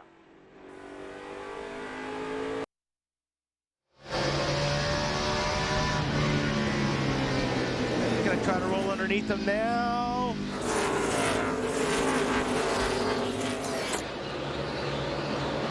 Hamlin gets the spot. Dave. And the team very confident with this race car. They were going to bring a brand new car to this race, but when they saw that the gap into the chase was only 76 points for them coming in, they said, you know what? We're going to bring this car that we were reserving for next week at Loudon, New Hampshire. It's the same car they finished second with earlier this year, and Denny likes it.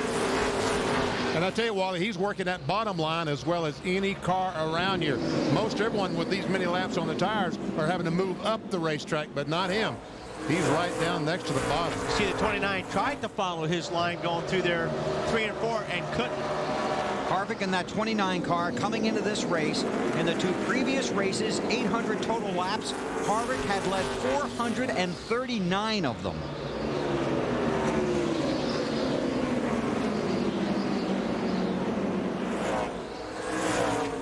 Hey, what if he can keep that car on a bottom like that, BP? He's gonna pass a lot of cars. He sure is, because no one else can do that.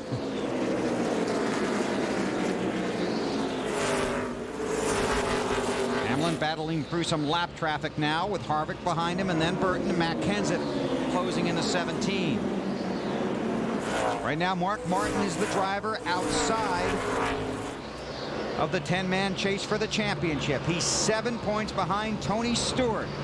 Mark really wants to get in, and on the Bank of America countdown to green, he talked about what it would feel like if he doesn't make the chase. It means everything. I'm so competitive, and you know, like I said, if we wind up on the outside looking in tonight, I'm going to feel like I lost, and you know, it's not a good feeling. Well, just about halfway this time, in fact. Mark Martin runs in the 13th spot. Desperately wants to make the chase. Marty? Billy went on to tell me that there's only going to be one man who's going to be out of it tonight. He said, if I'm that one man, I'll feel like a loser, and I don't want to end up being the loser tonight.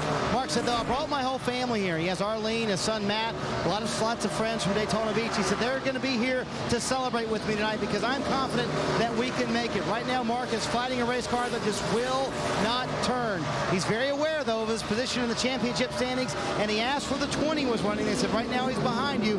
He's going to try and keep him behind him, but as you can see, he's having a hard time hanging on to that race car. And a lot of speculation about what Mark's going to do next season. I can tell you for a fact, right now, Mark has nothing signed. Nothing with anybody in Nextel Cup, and has not signed a truck deal to drive for Roush Racing. It is not signed yet. Jeff Smith of Roush told me that today. So Mark Martin's future definitely up in the air. That's why making the chase this year is so important to him.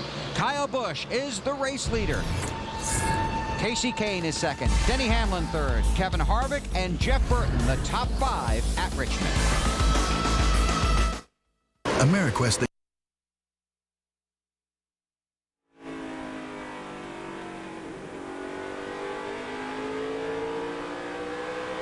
I don't know. Early part of the corner in the exit.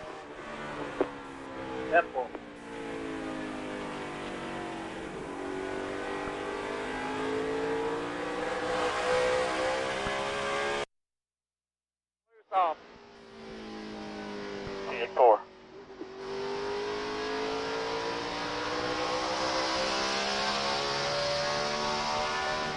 probably from being tight, so.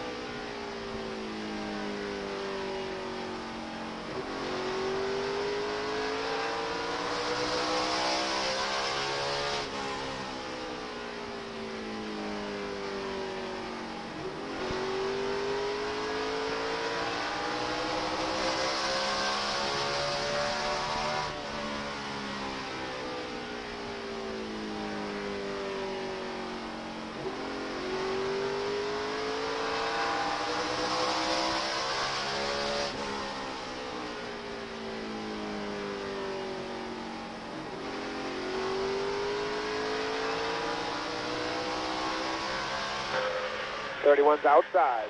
Outside. 31 will be clear.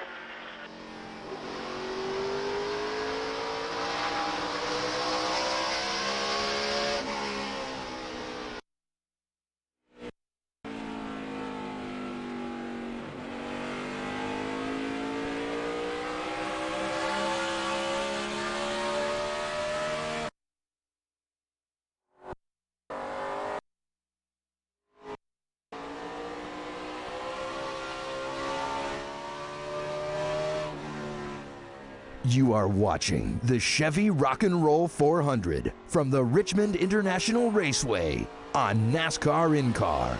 Only available on digital cable.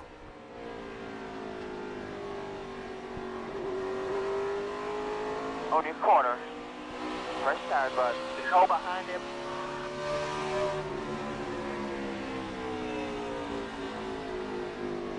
Clear. Run him down, bud. Clear all around. As you can tell, we got a decent car. The long run just takes way too long to come in. Yeah, 10-4.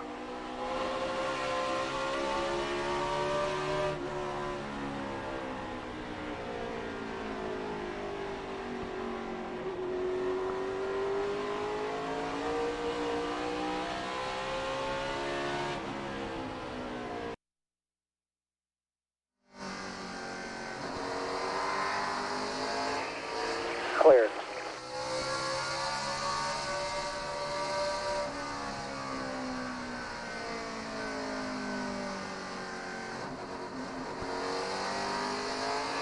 Next one, 7. Inside. Clear.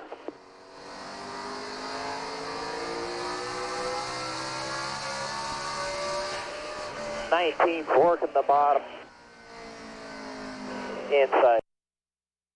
He wants that outside groove. Yeah, 41's going to be in the way, though, BP. Yeah, I'm afraid he is. It's Reed Sorensen in that 41 car, battling to stay on the lead lap.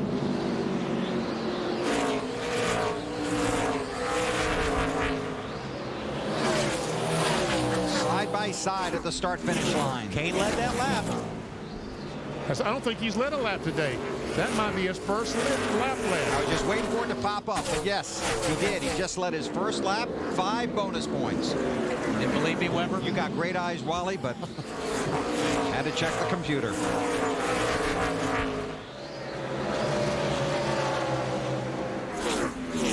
And we all know computers are never wrong. Yeah. Okay, Kyle Busch looks like he's going to get by the 41. Tell you what, Reed's fighting hard. Because as soon as Kyle Busch gets by the 10 car that's right there in front of him, Reed will be the second car a lap down in case yellow comes out. So that's why these guys are running so hard. They're hoping the yellow will come out so they don't lose the lap. Scott Riggs in that 10.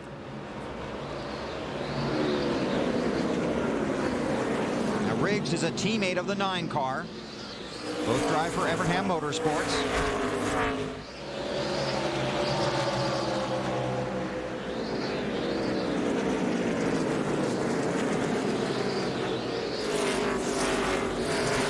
Boxed up in a little bit of traffic here. It gives Kyle Busch a little bit of breathing room. Now Casey Kane goes by his teammate. Sorensen almost got into the 10 there. I thought he was going to get in the left rear of that 10 car. Caution is out. Debris in turn 3. Our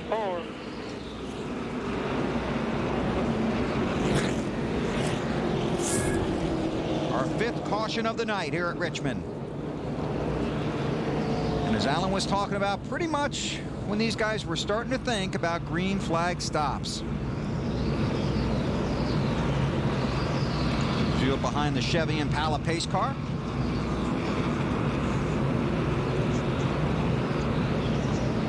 Pit road is closed. Matt Kenseth runs in the 8th spot. And while we have a second here, this was his radio traffic after he let a couple of guys go by a few laps ago. Hey, Bob. Yes, sir. After I let guys go for free and they don't wave thank you, I'm taking them off my list. That's just rude. Young kids don't have no respect for their elders. Careful. Back when you used to spot for Kelly Yarbrough, now that was respect. Yeah, right. That's Bob Jeffrey, the spotter for Matt Kenseth. There's Robbie Reiser. Last week at California, I said Robbie was in a grumpy mood. Robbie got a phone call from his 90-year-old grandfather, Elmer, and lectured him on why he shouldn't be a grouch. And the truth was, Robbie wasn't really being a grouch. He said, I just need to make sure my guys are fired up. I got to keep them on their game. We're in the chase. I don't want them letting down. But Matt Kenseth did come on the radio during that practice session and said, Robbie, if your attitude doesn't improve, I'm going to come in and use an attitude adjustment tool on you. So, Elmer, your grandson's doing a great job. Robbie also said his wife called him and asked him about it, too. So you know they're watching. All right, here we go. Pit stops. Very important pit stops. Marty?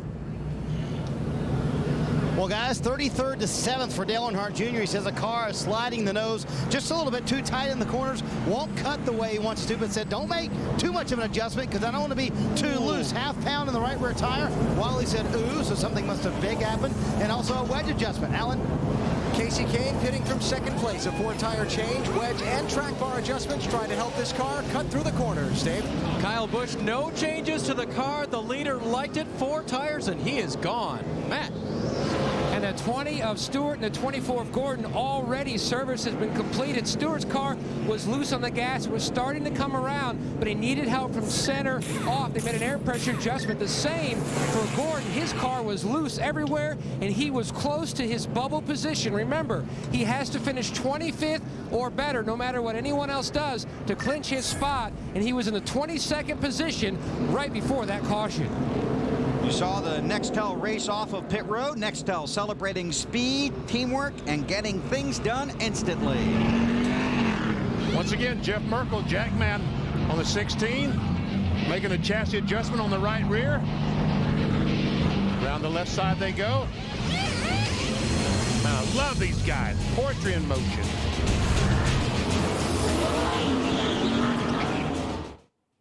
Hair lacking some serious muscle? Can't take another break? Garnier Fructis.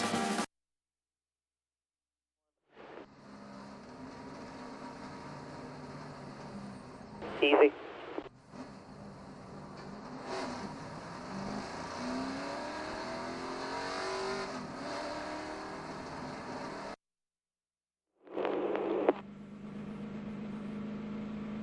All right. Let me know when I ain't got to worry about the chase no more. All right, I'll 10-4. You ain't got to worry about it no more. Is somebody falling out that we had to beat or what? I mean, I need to quit worrying about it. It's killing me.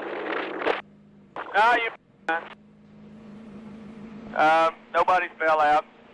24 is having a pretty, I guess it would have been a bad run right there. He's like 20th.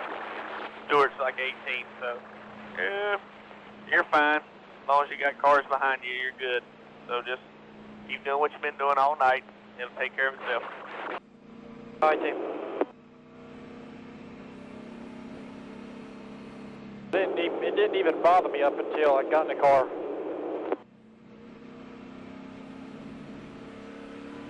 You wait till Homestead when you're trying to go for the big one. Yeah, well, it won't bother me till I get in the car, so I'm fine. All right, 10-4.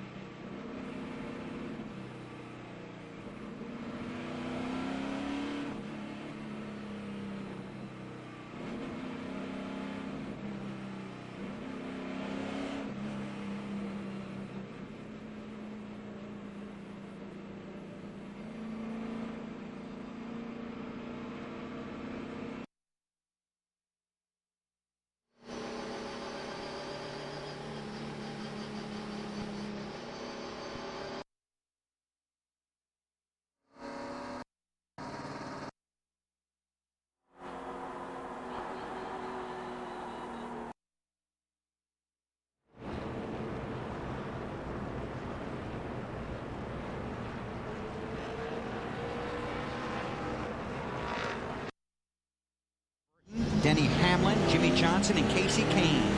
All drivers in the chase or trying to make the chase are the 7 different race leaders. Our Napa field summary. We're working our 5th caution period of the night right now. The field has gotten the 1 to go, doubling up down the backstretch. Well, I think they better go yet. I'm just telling you, that's what they were telling. That's what they said. You don't think it'd be good to run with that truck right there? Don't think that'd be good. No. So with that safety vehicle out there, the lights on the pace car back on. And there you see the championship standings that we just talked about. Right now, Tony Stewart 12 points out in the 11th spot. You're watching NASCAR on TNT.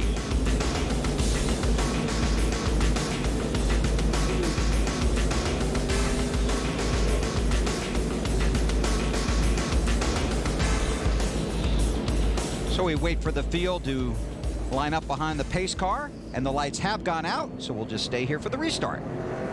Make sure there are no safety vehicles on the track. NASCAR has it cleared, and we're ready to go.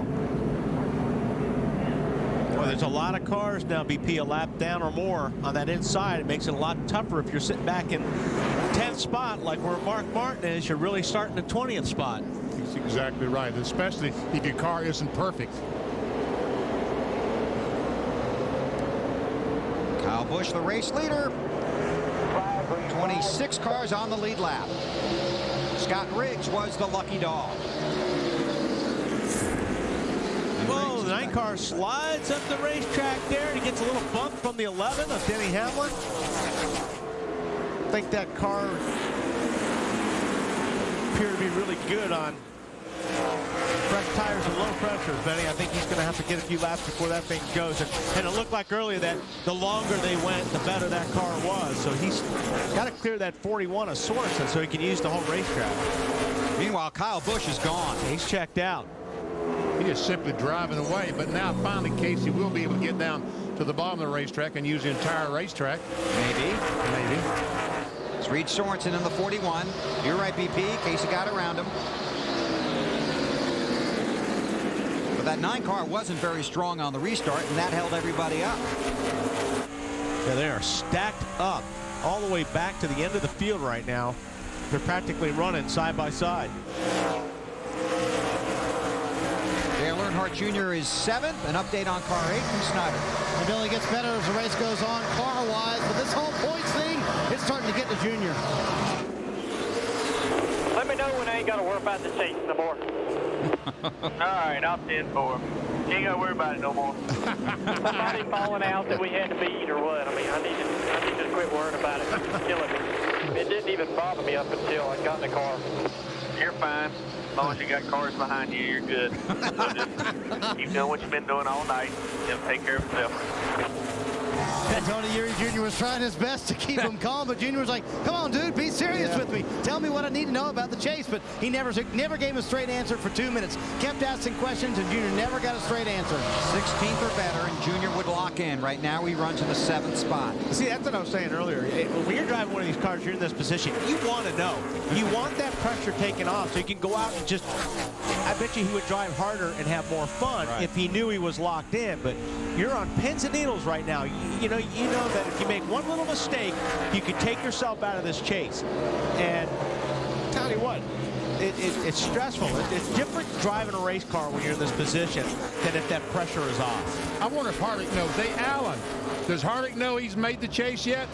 I have not heard them tell him, VP. I'll go double check with Todd in case I missed it checking on another story, but I haven't heard him tell him.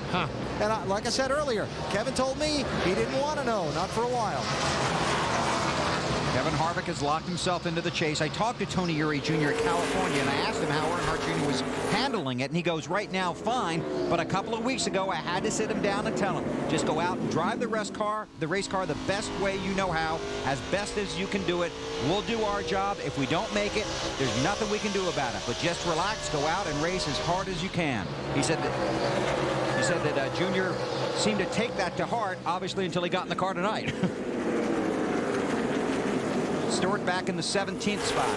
And I think, too, you want to know, when you're out there racing and it's green, you're doing your job. Right. But when you start thinking about it is when you're under caution and you start looking at that scoreboard on the backstretch under yellow. And you're pylon seeing, racing. Exactly, pylon racing.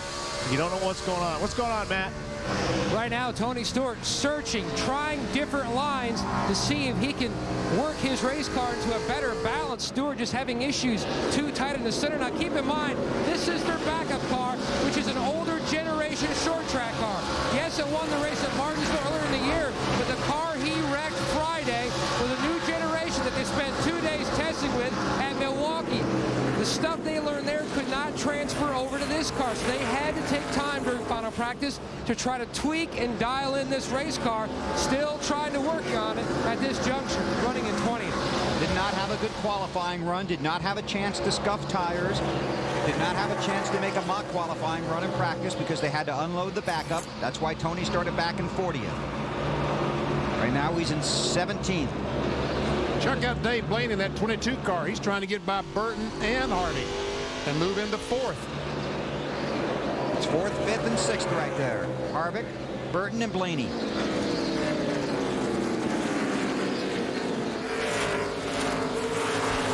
Tell you, you come to Richmond, you see a lot of fun racing.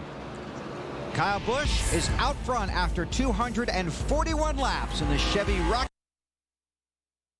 They're all around.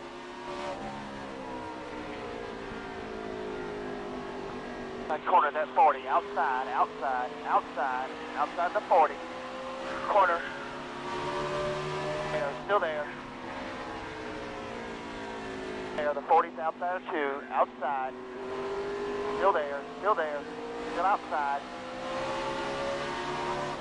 Still there on your corner, outside corner. There, still there. Still there. Side.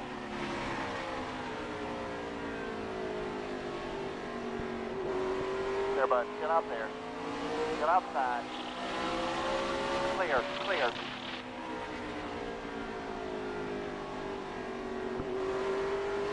If you need it.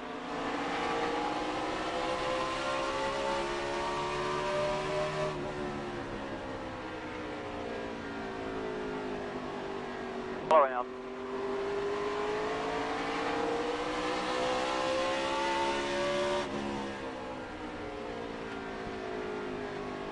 Inside, buddy, inside, inside.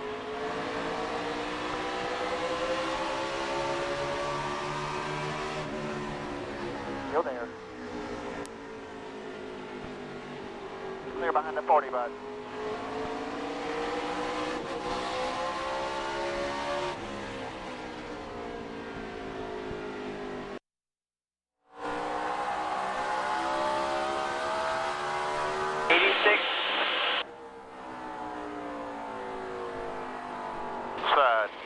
your quarter. That's your bumper. Your bumper. Side. Coming with him here. Inside. Inside.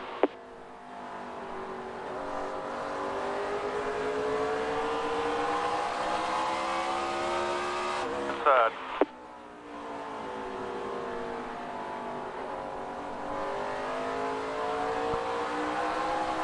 Tires ain't no good then. 4.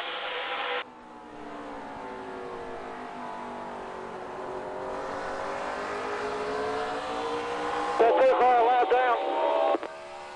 2 cars a lap down. Inside. Inside. Bumper, quarter door.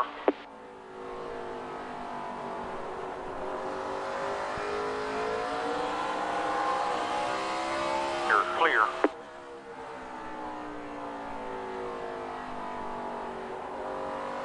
Good job, man. Just hang in there. Just keep hanging in there. Come back to you. 05.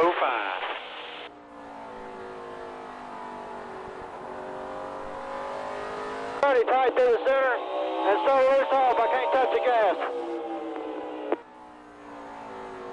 10 full, man. 10 full in.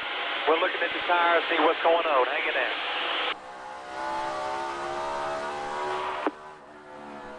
Back inside. Who's inside? 48. Oh, he turned you. Just barely caught the nose, guys. I believe you'll be good.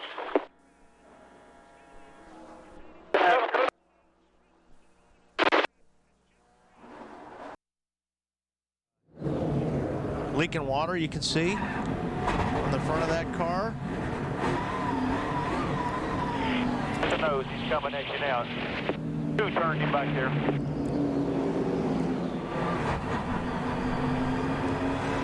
They seem to think they know what happened from our chopper. Looks like the 48 of Jimmy Johnson is going to turn him around. It looked like the 66 slowed down, didn't it? Sure did. 48 wrecked. Well, I think he slowed down because of the 7. Yeah, it's possible. Got out of the gas for the 7. Just talked about that earlier. Stuff happens in front of you here, and everybody starts checking up. Hard to stay out of somebody. Oh yeah, the 7 drifts up the racetrack in front of Jeff Green. Jeff Green just rolled out of the throttle. Clear. Oh, we got all kinds of great angles on this one. Best Buy on board cam.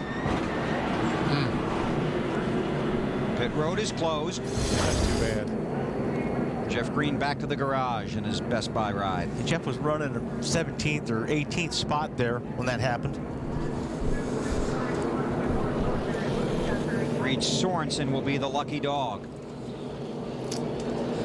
Kyle Busch, Casey Kane, Denny Hamlin, Kevin Harvick, Dave Blaney, the top 5. Then it's Jeff Burton, Dale Earnhardt Jr., Matt Kenseth, Mark Martin, and Ken Schrader in 10th. Tony Stewart is 16th. Jimmy Johnson 18th. Jeff Gordon has fallen all the way back to the 23rd position. Right now, Tony Stewart is the man out of the championship race, 10 points behind 10th place Mark Martin. Well, they're probably going to make a pit stop and change tires. And you know, you probably could make it to the end of the race. Exactly, you're exactly right. And you know what, BP? Somebody will try. Yes, sir. And pit road remains closed.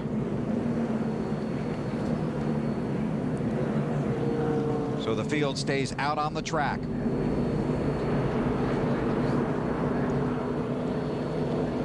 $107,000 fans are here, the 30th consecutive sellout. But I don't want you to be the last guy without tires. You know, that's my biggest deal. He got 23 laps on him. How are we on fuel? Nobody can make it. You're like 25 laps short from making it on fuel.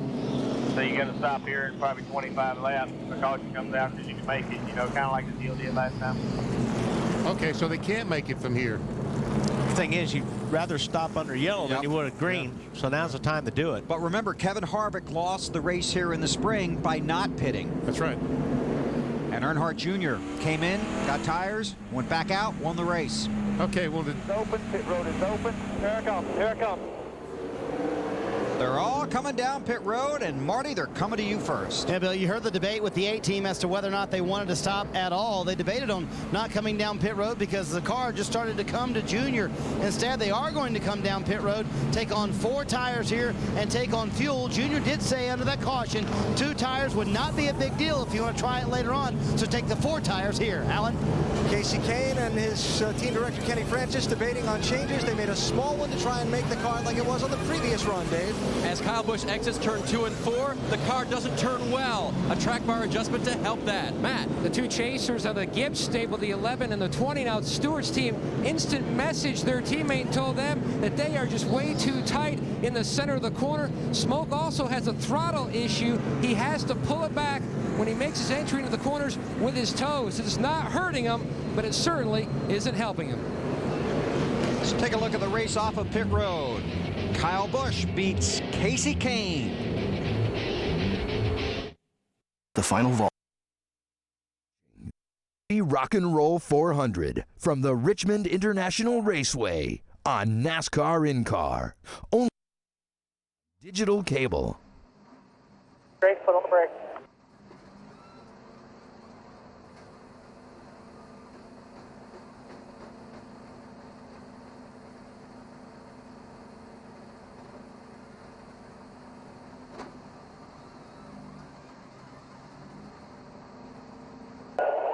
Ready? Ready? Go, go, go, go. Dig hard, dig hard. 4 outside. You're clear. 4600 second gear. Jay and Dave, we good on the front? Okay, 10-4, we're good.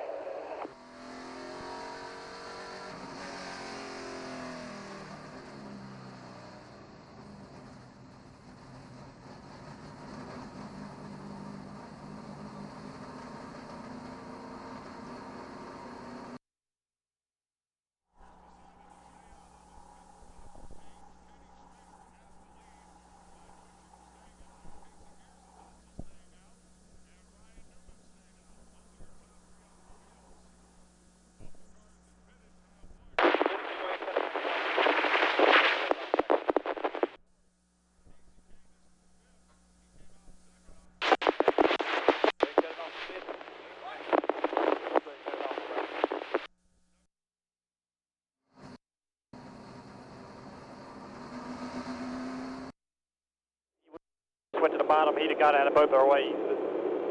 It was pretty fun.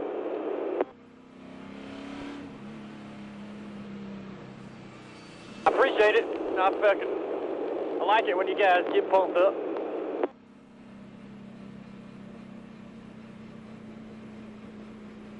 There's supposed to be a cooler of beer brought to the pit before the end of the race. Don't be getting in it none. But I just, regardless of what happens here tonight, I wanted to have a beer with everybody. It's been a fucking good-ass year, man.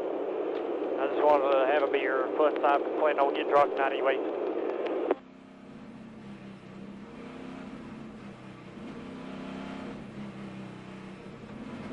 Right, come check. Yeah, sounds good. The backup cooler, because that's going to run out. The first cooler's going to run out first, real quick. Shit to do tonight, either riding home partying or staying here and partying. So, got to have plenty of cold beer on tap.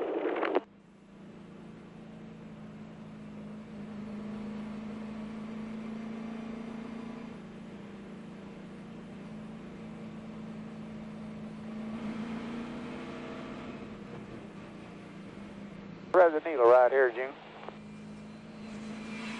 Consider it threaded. Right, Joe.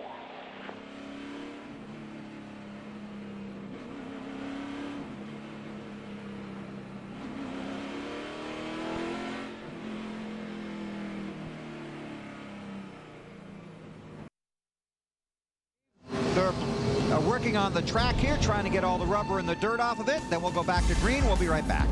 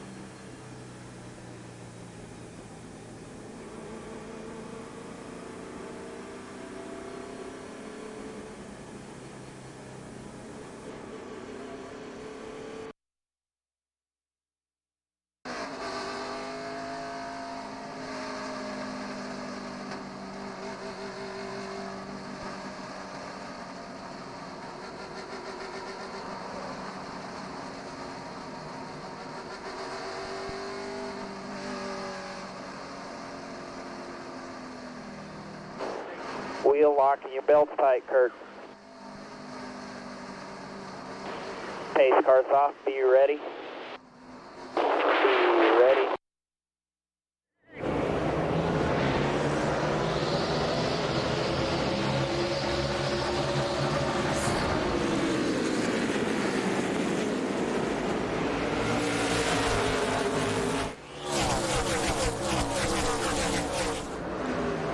Quapple trying to get underneath Schrader so he can get a lap back. So he's digging hard. We're working lap 263 this time. 263 are complete. Schrader, Mears, and Newman all last stopped on 221. We were talking about 30-lap tires not being too good against fresh rubber. We're going to find out.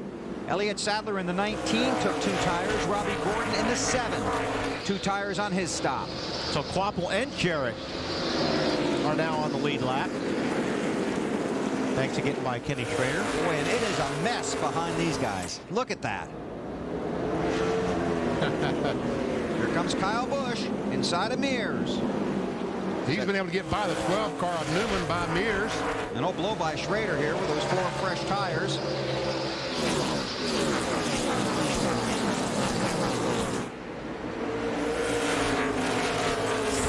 '21-year-old Kyle Busch back to the lead. Tony Stewart runs 19th. Jeff Gordon is in 24th. Right now, Stewart in that 20 car, 11th, 9 points behind Casey Kane.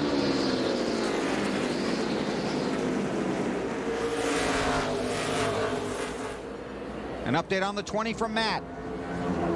And you're watching Tony Stewart up in the left-hand corner of your screen now. Up on top of his pit box, team manager Jimmy Maycar, as well as engine tuner Jared Egan. They do have some concern just because of the other issues that a couple of the Gibbs cars are experiencing. When the instant message popped up, motor issue from the 11, you could see not only are they concerned about trying to lock themselves in, currently 11th right now in points at this part of the race, lap 267. But, you know, a lot of times we've seen when one corporate teammate has a motor issue, we've seen it carry on to another teammate, so there is concern. Thank you, Matt. And that's position. Elliott Sadler in that 19 car. Ooh, it's ugly here. Oh, my goodness. Oh. Mark Martin in the 6, Denny Hamlin in the 11. Mark just got 9th. Let's get an update on Hamlin from Dave. And Bill, they decided to stay out this time. Competition director Jimmy Maycar was on the line with him. Denny said the sputtering is back and it's bad. And by the way, remind the guys behind me on the restart not to run over me. He got a good restart and so far hasn't said anything. The car appears to be still racy. This is big for points right here. Burton, Hamlin, Kenseth is there. Martin's right in front of him. Right now, Jeff Burton 10th in the championship standings.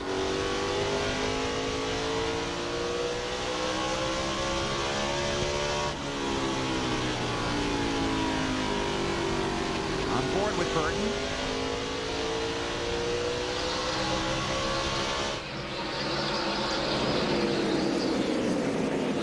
Denny Hamlin enjoying an outstanding first full year in the NASCAR Nextel Cup Series. And this weekend he told us being a rookie has some advantages when it comes to trying to make the chase. I think my inexperience with this whole chase format has almost been a benefit to me more than it has anything. You know, a lot of these guys I'm racing have been in this situation before and kind of know how to treat it. And I'm just the guy who's kind of just going for broke all the time. So, you know, it's really great that we're in a position that we are to be able to fight for this chase. And I think if we can get in, we're going to be a contender. Benny, you know the guys on that crew would love to see their driver get them into the chase because of how much they enjoy working for him. Oh, they love that young man. Even last year when they first started driving the car, you walk by those guys and you could just see the enthusiasm on their faces. Dave? And they bonded earlier this year over a unique situation, Bill. Remember the test at Charlotte where Denny was goofing around after they got done with it and ripped his left pinky finger nearly off. the ride to the hospital, the moving of Denny's car back to his house, trying to find Denny's house. These guys have a lot of stories from that experience, and Denny was motivated that day, actually the next week, to race here at Richmond, and that improved their relationship with their young driver. Just something weird that happened, and they all lived it together.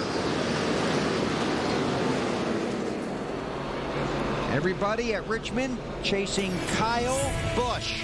Casey Kane runs second. Harvick, Schrader, and Mears, the top 5 in the Chevy Rock and Roll 400.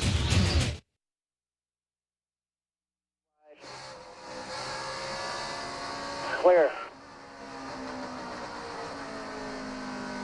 Horse looking outside. Door. Outside.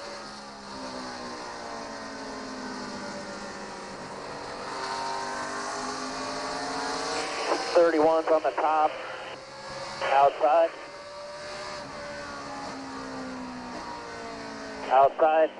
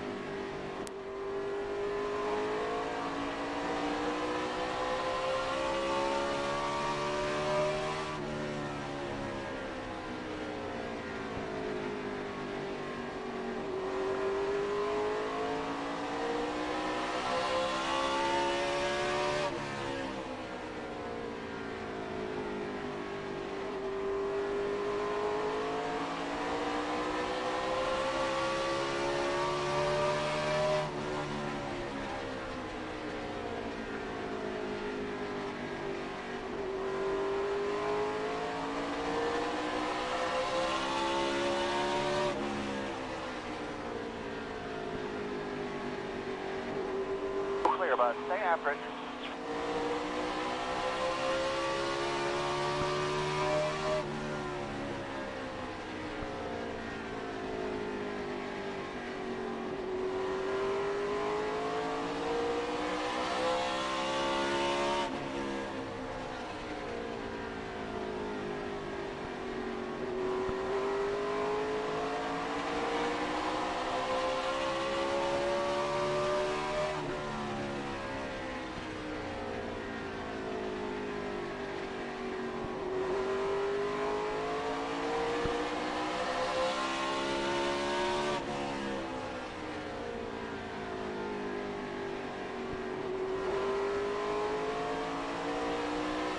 Does that help us any, bud?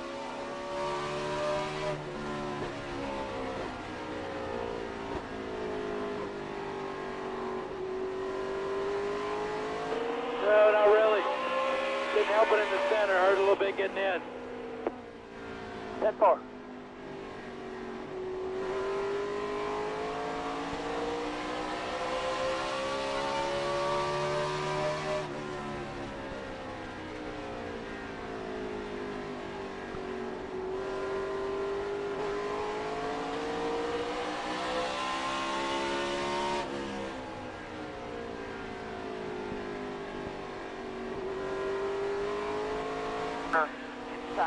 Inside. They're still inside. 41. Clear behind him.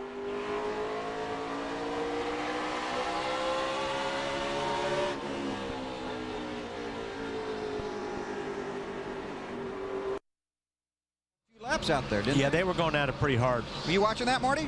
Yeah, they were going at it pretty hard, and then for a while, the 12 car was holding up the 8 car. Junior talking on the radio right now about the contact. He asked if the metal was hanging off in NASCAR might say anything about it. The car for Junior gets better the longer they run. Clearly fast and going to the front. They're not too worried about that metal. They're hoping NASCAR's not either. No, but I wouldn't want to run into it right now. That's a radiator killer. Yeah. But if somebody hits him again, Then he might have trouble with it hanging off. Closing in on the 100 to go mark here at Richmond. Kyle Busch out front by 1.5 seconds over Casey Kane.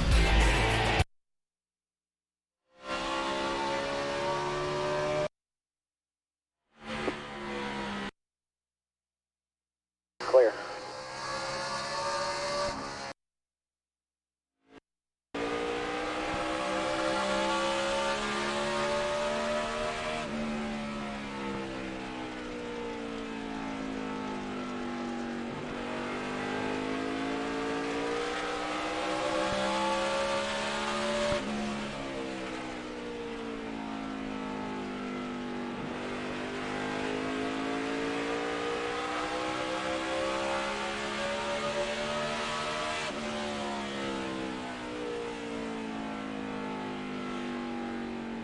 Here.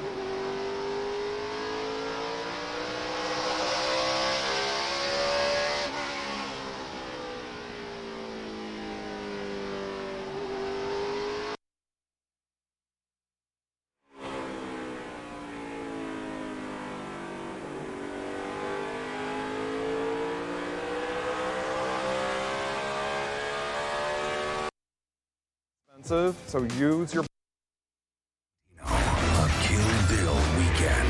I am gonna kill Bill. Friday at 8, Kill Bill Volume 1. Saturday at 8, Kill Bill Volume 2. And Sunday at 7. See them both back to back. It all starts Friday night at 8. Only on TNT. TNT Sports Live at the Richmond International Raceway, the 26th race of the NASCAR Nextel Cup season. The final race to determine the drivers that will chase for the 2006 NASCAR Nextel Cup Championship. And look at that. That's race leader Kyle Busch. And not good for Jeff Gordon, because Jeff Gordon looks up in his mirror and he's about to get lapped by his teammate Kyle Busch. Matt? Bill, his magic number right now, he has a 48-point cushion over Tony Stewart, who sits back in 11th. The 24 car can lock himself in if he can gain one spot and just hover there for the rest of the night. Meanwhile, it just continues to take a turn for the worse for the 20 of Tony Stewart. Rarely does he talk on the radio unless the car is bad, and he's been doing a lot of talking. The car is so loose on entry, very tight to center, and just gives up so much on exit. He has told Greg Zipadelli that several times. He is formulating his game plan for what could be their final stop and have one last big swing in trying to get this car dialed in so they can get this car in the chase. Right now, they are definitely in the danger zone. Yeah, they're about 3 seconds is all that's between Tony Stewart from being lapped by this guy right here, Kyle Busch in the 5 car. And Stewart is 11th right now, as Matt pointed out. 30 points out of the chase. And Jeff Burton has slid back to the 10th spot. And you know, but we've seen this a lot in the last 4 or 5 races where Burton has been dominant at the first part of the race. And Alan, it seems like when they get down to where it counts, they run into problems. Right now, Wally, they are chasing track conditions. This car has fought a lack of front-end grip all night. And as they've adjusted to try and deal with that, it seems like the pendulum is swung over the top, because now it's the back end that's sliding around on this 31 car. Right now, they are still in championship position, but they're back in 10th place and they could use another pit stop to make some more adjustments on this car to feel a little bit better about things. And Jeff Burton even brought it up himself on the countdown to green about people talking about Indy and Bristol, saying there's more to it than that. But we'll see what happens tonight. You've got to finish strong here, or you might get locked out of the chase for the Nextel Cup Championship. Will look like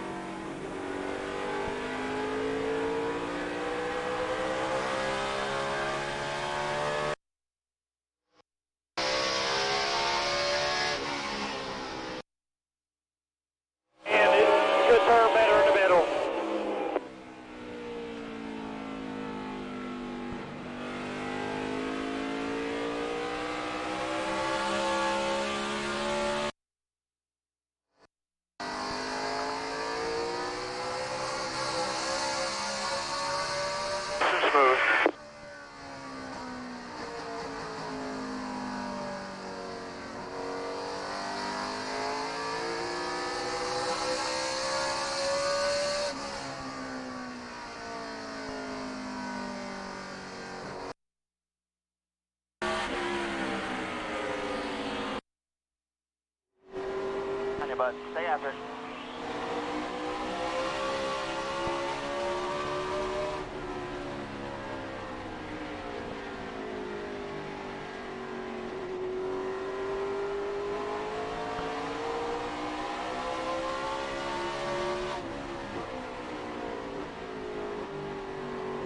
Here, bud, still clear.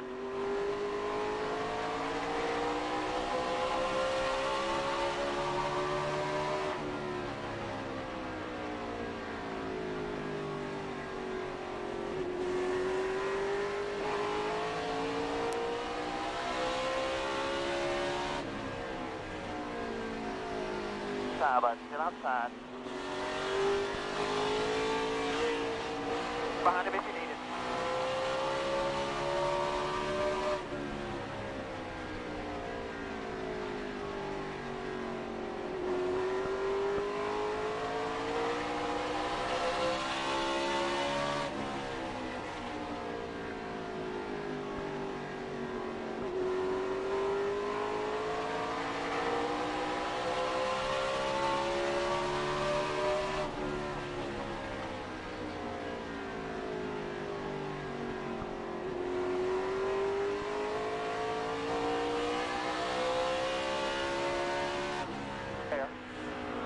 You're clear.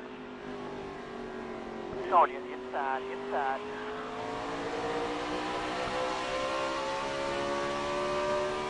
You're all around, bud.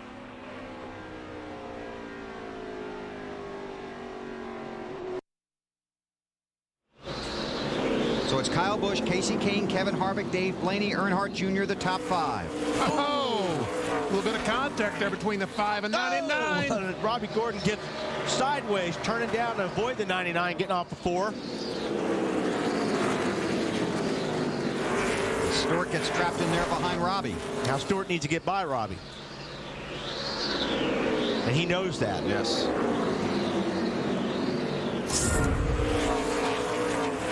By the time that's over, Kyle Busch will probably have lapped Elliott Sadler. Right. Speeds at the line. We'll see what we've got here. It's a little tough to do this on the short tracks because if you get one guy that's in traffic, it's not going to represent really what his lap times are. But that lap, Mark Martin was the quickest. And my hat's off to Mark Martin because he struggled with his race car, but they made Pat Trice, the crew chief, they made some adjustments on that car. And the last 150 laps, he has driven that car as hard as anybody could ever drive a race car. He's up to 7th spot right now. You talk about hearing the passion and pressure in somebody's voice. Mark in the pre-race show. Yeah, Mark was inspiring. Marty?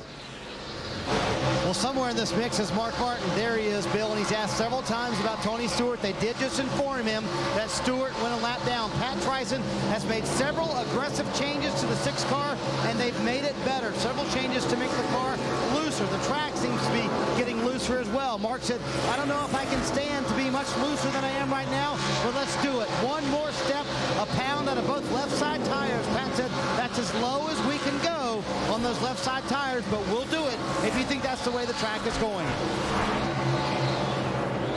85 laps to go. Kyle Busch continues to lap cars here at Richmond. Casey Kane is second, Harvick is third.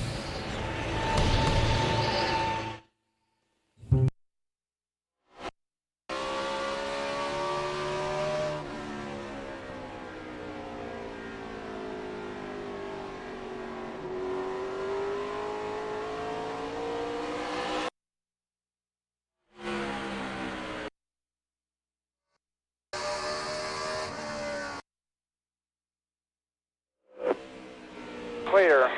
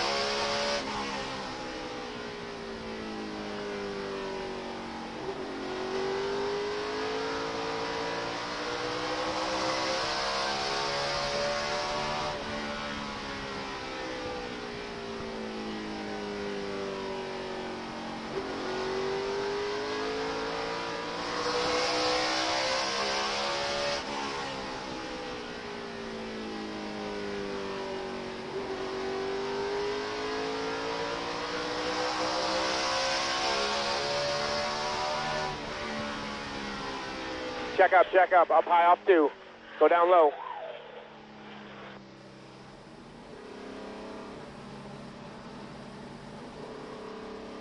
Tight, get to the center. 3 amazing Law & Orders. Half a round of wedge in the left rear and a half pound of air in the left rear tire.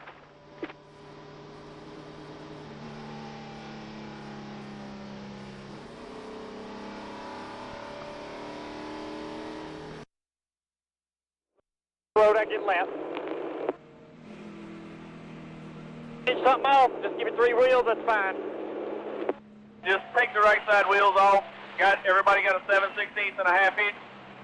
Just go over there and see if you see. Let's find out where it's at. Just look at them. You know. Just do the right. Road's closed, guys. You got time to put a plan together.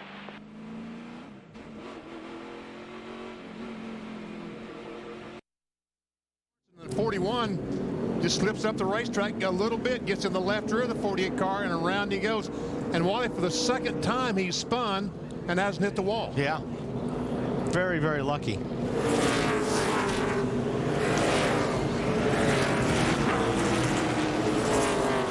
And he really didn't have any damage to his car until he got going again. And then the 66 car, Jeff Green, paid him back. He's upset from an earlier incident in which he felt Jimmy Johnson turned the 66. The 66 has been black flagged by NASCAR. Pit road is closed, but Denny Hamlin is on pit road anyway, Dave. Bill, he needs extra time, and so the crew is going to go underneath the hood to see if they can find out what the problem specifically is. They think possibly spark plug. He'd lost 8 positions during the last run, but it remained under power. It looks like they've got a... Now they're checking the spark plugs there, and they're going to get a penalty for coming with pit roads closed, but they needed the extra time to check and see what they could find out. But they need to get off of pit road before the pace car gets there. They do. The pit road is now open. The field is on pit road, and the 8's headed for Marty. And now there's problems for Dale Earnhardt Jr., Bill. He said on the last 2 laps that he ran, the brake pedal went to the floor, very soft. They're going to pull off right side tires only. Everybody on that right side has a wrench. They're going to try and see if there's a leak somewhere in the brake system. We'll follow up. Alan? Casey Kane pits 4 tires, an adjustment to the track bar, trying to help the car's front end grip. He was having trouble cutting in the corner, Dave. The 5 car has already gone just a quarter of a turn on the track bar for an adjustment. 4 fresh tires for the leader of the race. Wow, what a pit stop by that 5 bunch. Marty, they continue to work on that 8 car. And they did find the problem, the right rear brake. So the rear brakes had no fluid in them. So they're going to try and fix that. They're going to get some fluid. They're going to come back down pit road and try and fix the brake problem. And all this while they're trying to keep him on the lead lap. Matt? The defending series champion only has 70 laps to try to lock himself in to defend his title. They've already made, you can see Shaggy Larson, the car chief, already made the track bar adjustment. Jeff Gooch Patterson nods. The car is full of fuel. Also, huge air pressure adjustment. The car just so free for smoke. Tony Stewart and Jeff Gordon not on the lead lap. Major developments here with less than 80 laps to go in the Chevy Rock and Roll 400 at Richmond. Now! Time, guys. Love the backstretch.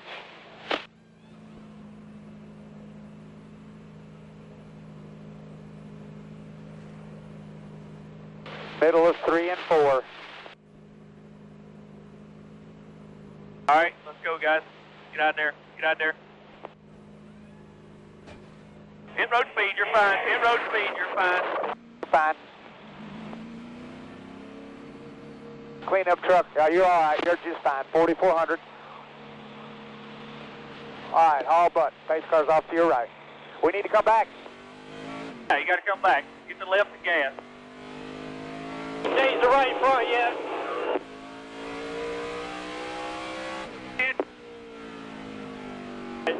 It's still going down, Junior. Just come in and get your left and gas right now. I understand what you're talking about. Coming to 1 to go. 400. Left and gas, left and gas.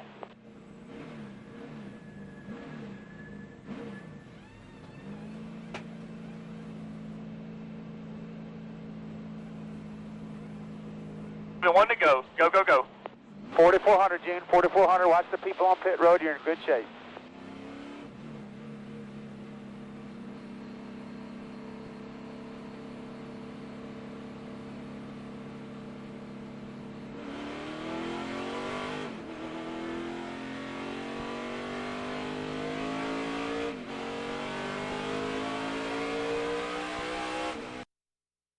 Proves that Singular's all-over network.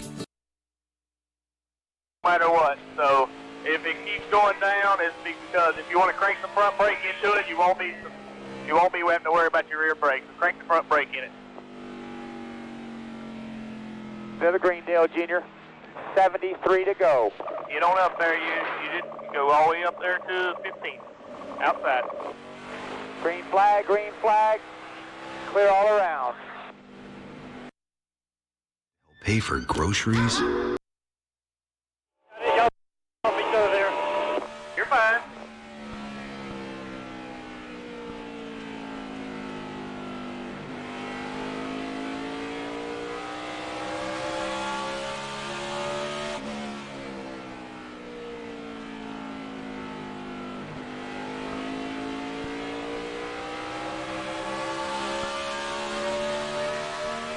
Is on 7 cylinders, Junior.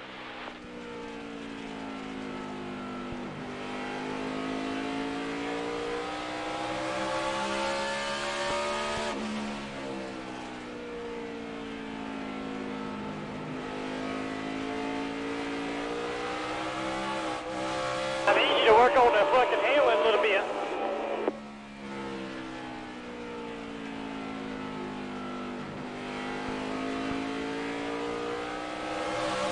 Grip in the right rear.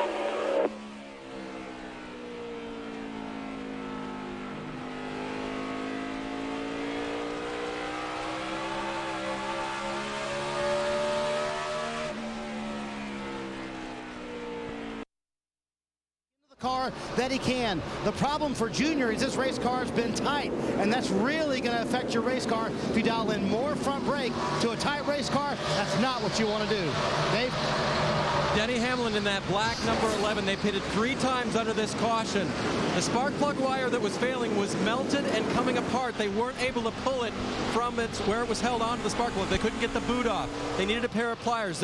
So they couldn't change it. They changed 4 tires on the car, but they need another caution to get Denny down on pit road and change that plug wire. Getting back to the 8. Right. The problem with doing that is he's going to fry those front brakes. If that's all you have is front brakes, eventually he's just going to heat those things up to where he's not going to be able to slow the car down. He's going to have to back off a lot earlier getting into the corner, and he's going to lose a lot of track position. And you can see he's only 41 points ahead of 10th spot. You also saw Hamlin going by him, and this is for the lead right here. Kevin Harvick taking a look down on the bottom, where he's been good all night long, and I mean just smokes by Kyle Busch that lap. So they made some adjustments that helped that car, didn't they, Alan? Yeah, made an air pressure adjustment, Wally, and also changed the crossweight in the car with a wedge. And Todd Berrier, after Kevin left pit road, picking up 1 spot from 3rd to 2nd, by the way, told Kevin, we've got something we can go race with right here now. Well, he's taking the lead. Can Earnhardt's brakes last 65 laps? If they completely shut the rears off, I would say no. I'm not sure how much they shut off in the back, but you are hard on the brakes here. You need 4, not 2.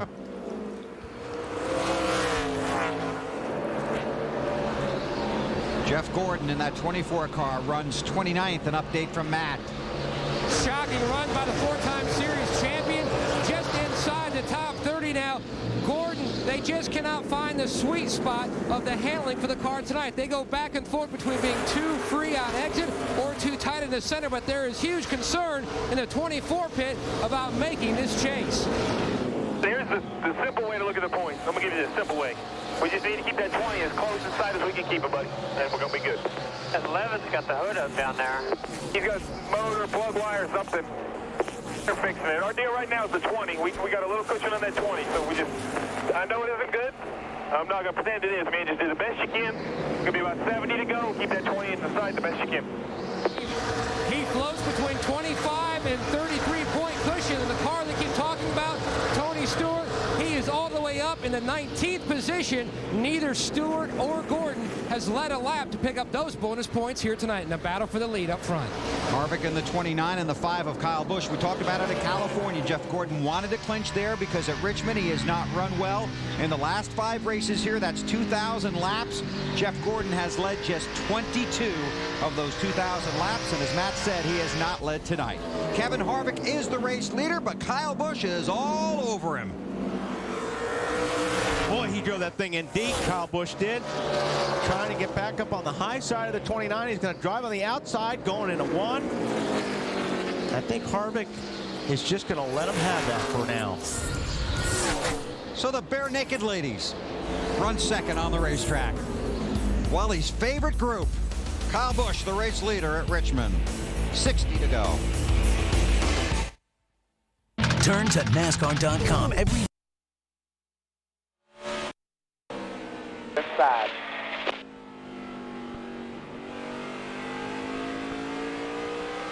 Clear.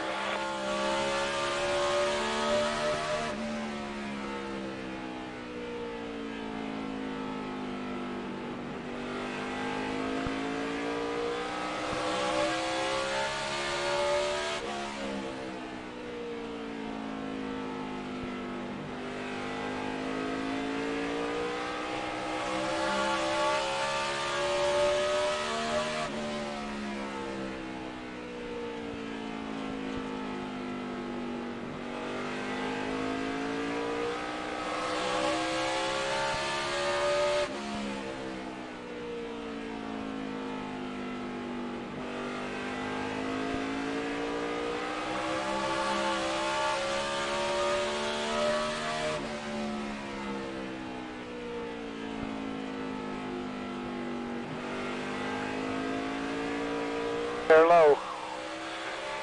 Coming to 55 to go.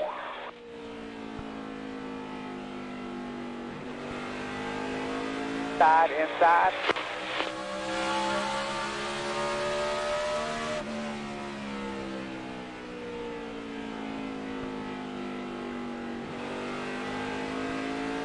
Clear.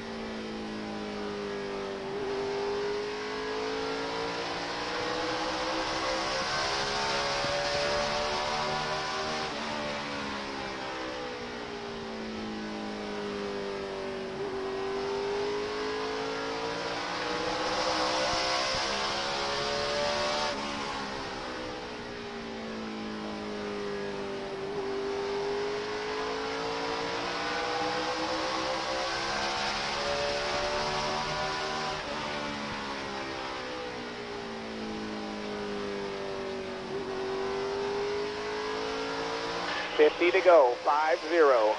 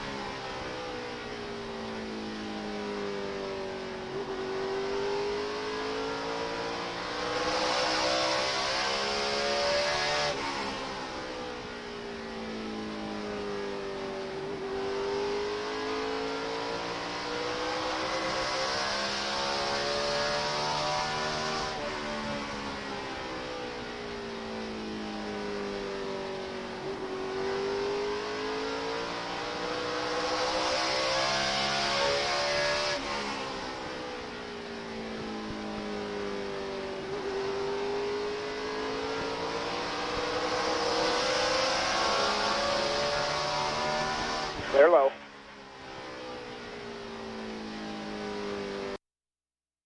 Roll 400 on TNT.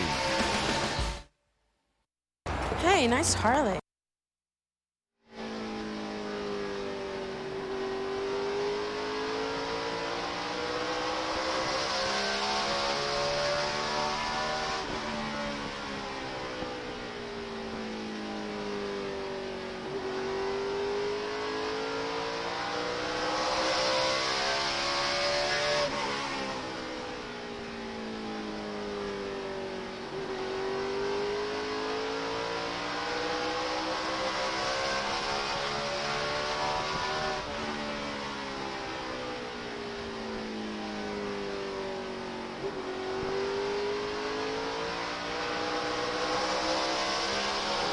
clear.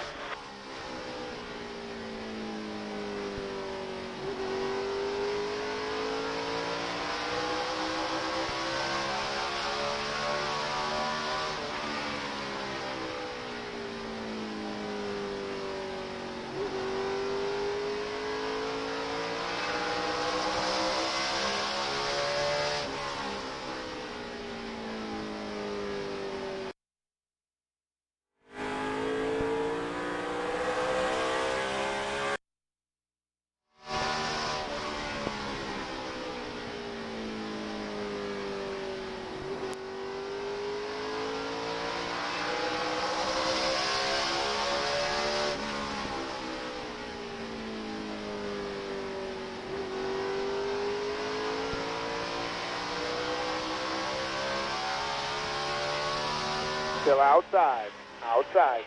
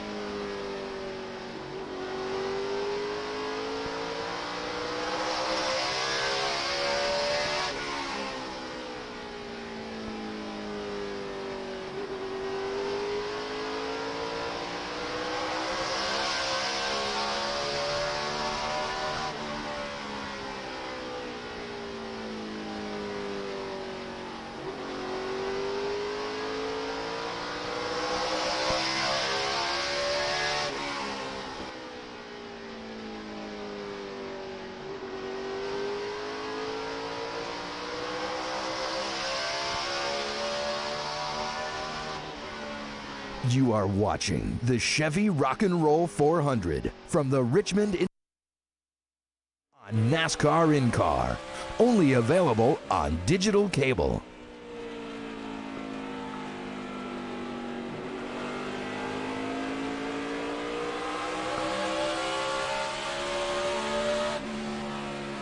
That.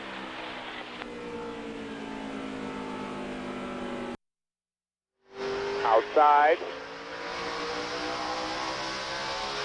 Outside. Outside. You'll be clear. All I can do in here, he only has a quarter of a pedal when he goes into the corners. That's not a comforting feeling here in Richmond. He went the lap down. He's trying all kinds of things to drive the racetrack differently. It's not helping. Those brakes just will not hold up.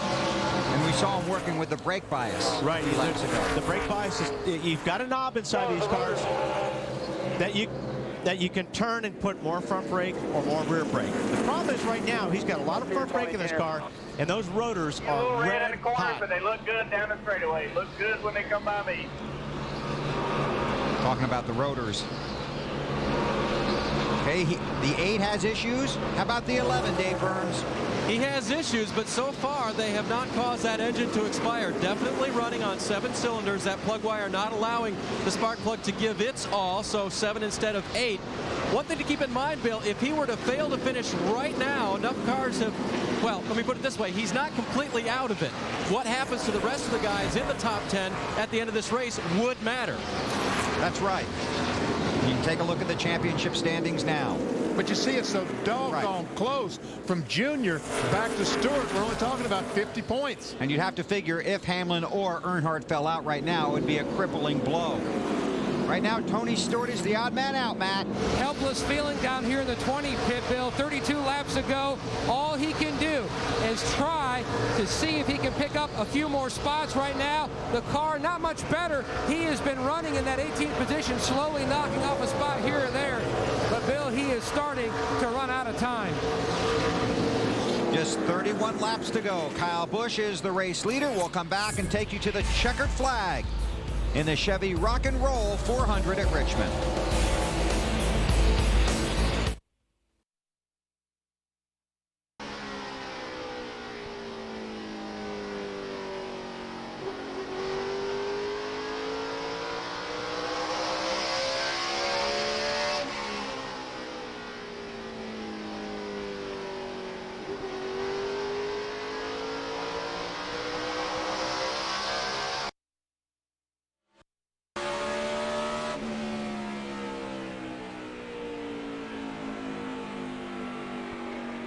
there, Lowe. Coming to 28 to go. The big picture looks good, June.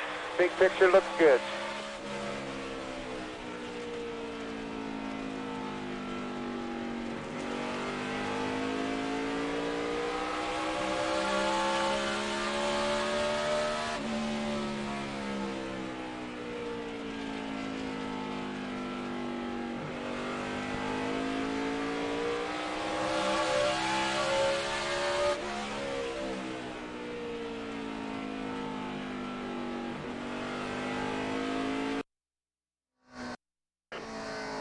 Looking inside. Inside. Here.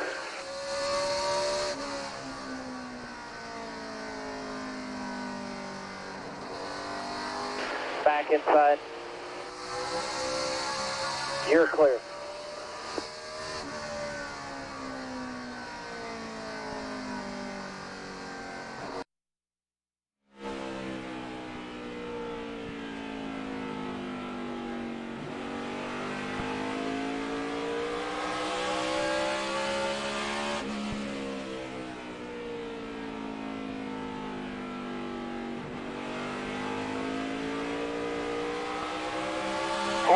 To go, 25.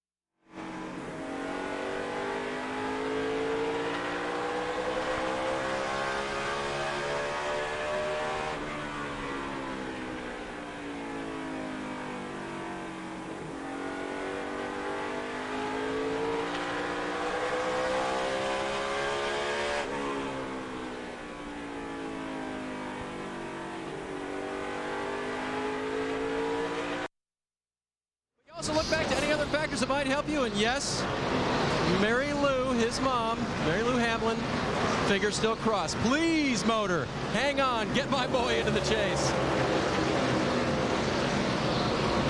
Tough enough on the teams, I can't imagine what it's like for a mom. Going back to Mark Martin, he can hear him, but he ain't listening. Yeah, he is so focused He's not right now. He does not want to talk to anybody. I thought that Kyle Busch was going up the hill and going to make contact with the 11, but I was with you on that ride, Benny. wiser heads prevailed. Tony Stewart runs in 18th. Matt? Bill Still 16 points out of making it into the chase, running in the 11th spot in the points, but he is still 18th on the racetrack, one lap down. And when you armchair quarterback this season, all you have to do is go back to May and the first part of June when he hit that huge slide, lost a lot of points and a lot of positions. He's fought himself back into the race, but it looks like as the clock is winding down on his chances for back-to-back championships, 19 laps to go, it is not looking good for Stewart. He basically need to pick up 5 positions either way, whether it's Casey Kane losing a couple and Tony gaining some, but it's basically 5 positions right now. But the problem is he's been losing positions. Right. Kyle Busch. That tells you a lot right there. Has obviously clinched the bonus points for leading the most laps. Out front, 21 years old, trying to make his way into the chase for the first time. He's very humble in the garage yesterday. He said it's not the driver this season. It's been all team, all Hendrick Motorsports. That's what's gotten the 5 car up front. Dave? And that race car came off the truck very fast this weekend. They tried some big changes, some different ideas to try to make it better. It never responded. Kyle said, well, let's put it back the way it was, because that was pretty darn good. And yes, it is. You're not kidding. BP, I can't imagine. It's great to have a car like that, isn't it? It is. And it only happens a few times in your life. Nope. But you know what? He hasn't run off and left Kevin Harvick. That 29 car is lurking back there, just 3 or 4 car lengths behind. Yep. There's Jeff Gordon back in the 31st position. About to lose another spot to Nemechek. That's right. Nemechek, he will take, I think he took that spot earlier. Gordon got him. And Nemechek's coming back for it. This is 2 laps off the pace. That tells you 2 things. The 24 car isn't that good, and the 5 car is that good.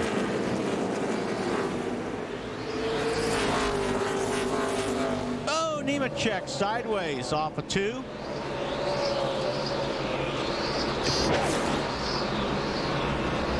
Matt? Bill, Steve Letarte told his driver, Jeff Gordon, the 01 is for position. Gordon says, my brakes are completely cooked.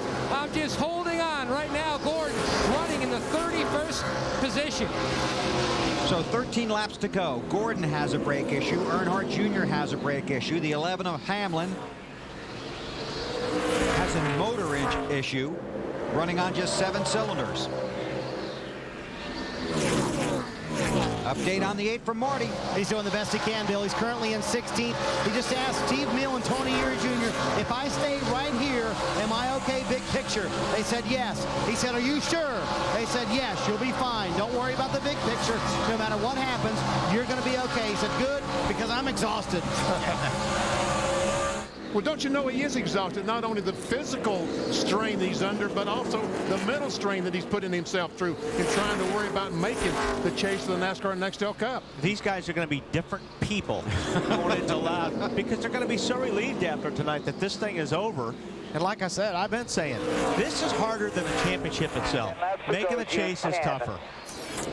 10 to go. And you go back to what Mark Martin said here 2 years ago after he made the chase for the first time. Said, this is the hardest thing I've ever had to do. And that was the year Mark came from back in the pack at midpoint in the season. Got his way into the chase. Casey Kane runs 3rd. Alan, he might be racing his way into this thing. Oh, but there's so much tension down here in this 9 pit, Bill. Every time we flash those graphics up on screen showing those points, it gets a reaction on this pit box. They know they're in good shape now. Kenny Francis, the team director, keeps radioing Casey with his lap times, telling him you're okay, giving him the car lengths behind to Dave Blaney, the next one to challenge him for positions, telling him we're good, we're good, we're good. They're hoping these last 8 laps go without any kind of a hiccup, and they'll have raced their way in barely. Tell you what, if they do, they have earned it. Something to think about. J.J. Yaley, a Gibbs car, runs 13th. That's 5 positions ahead of Stewart. And Hamlin has his own problem. He's in 15th. 3 positions ahead of Tony. Is that enough? No. No, he's got to have about 5.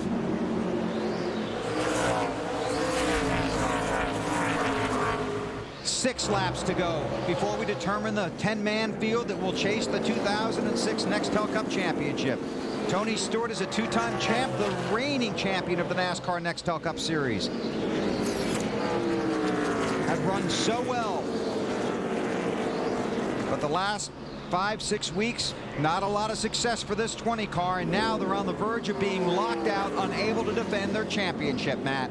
Bill, many pointed to Richmond as a place where guys like the 20 of Tony Stewart, when you look at the guys who were trying to lock down a spot, all had finished 1st or 2nd, but Stewart had really excelled here, winning 3 times, also twice in a Craftsman truck. When you look at his short track prowess, 23 top 10s and 46 races, but it just never came together for Stewart and his 20 team, never able to dig themselves out of the hole they dug for themselves when they wrecked their primary car, which was built special for here on Friday. Never able to rebound. It looks like they're going to lose out on a chance for a lot of money as season's end. Harvick is right there now on the back bumper of Kyle Busch. And you talk about Stewart, go back to the start of the season, 43rd at California, Was 42nd at Charlotte with that hard crash. 41st at Michigan. 28th at Sonoma. Tell you what, these guys are coming up on traffic right now. Kyle Busch is behind McMurray, and Harvick is just ready. And you know, take the opportunity. And Kyle's going to make him do it. Here we down go. Low. Take in the look. Harvick can't get down there because the 25 of Vickers is down there, so got to wait until they clear this traffic. There he is. He's got them down on the bottom. He slides up a little bit. White flag is out. Clear. One to go. Come on. Harvick gets the lead as they take the white flag. Right now, Tony Stewart still the odd man out.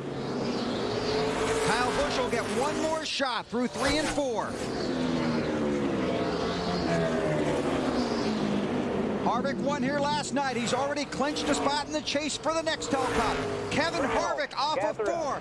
Harvick sweeps at Bristol. At Richmond. Awesome. Where are we, Bill? We're Richmond. You big I got dummy. too excited. Got too excited. Go ahead. You can give him 1, 2, Come on, BP. You big dummy. Thank you. And there are the championship standings. You know, the guys that finished 1, 2, 3 in 2005, all 3 failed to make the chase in 2006. Think they turned the program around for Richmond?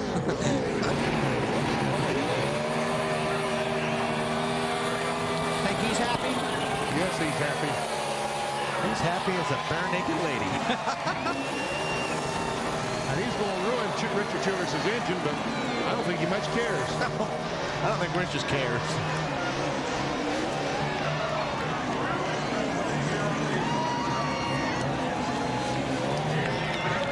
Chevrolet congratulates Kevin Harvick and the 29 Monte Carlo SS on another great Team Chevy victory. 25 of the last 34 NASCAR Manufacturers Championships and counting. Chevy, an American revolution. Dave.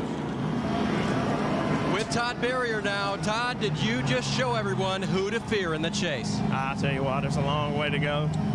If we win next week, we'll talk some junk. But this week, right now, we're just in it. We didn't gain any spots, but we're starting this thing within 10 points. And Kevin drove his tail off, man, so it's all about him. Did you tell him earlier that he had clinched and gave him the green light? No, I never did tell him. I mean, I figured, there's no reason to at this point. I mean, if I knew it was, I knew y'all were saying it was good, but that ain't good enough for me. You don't believe us? Absolutely not.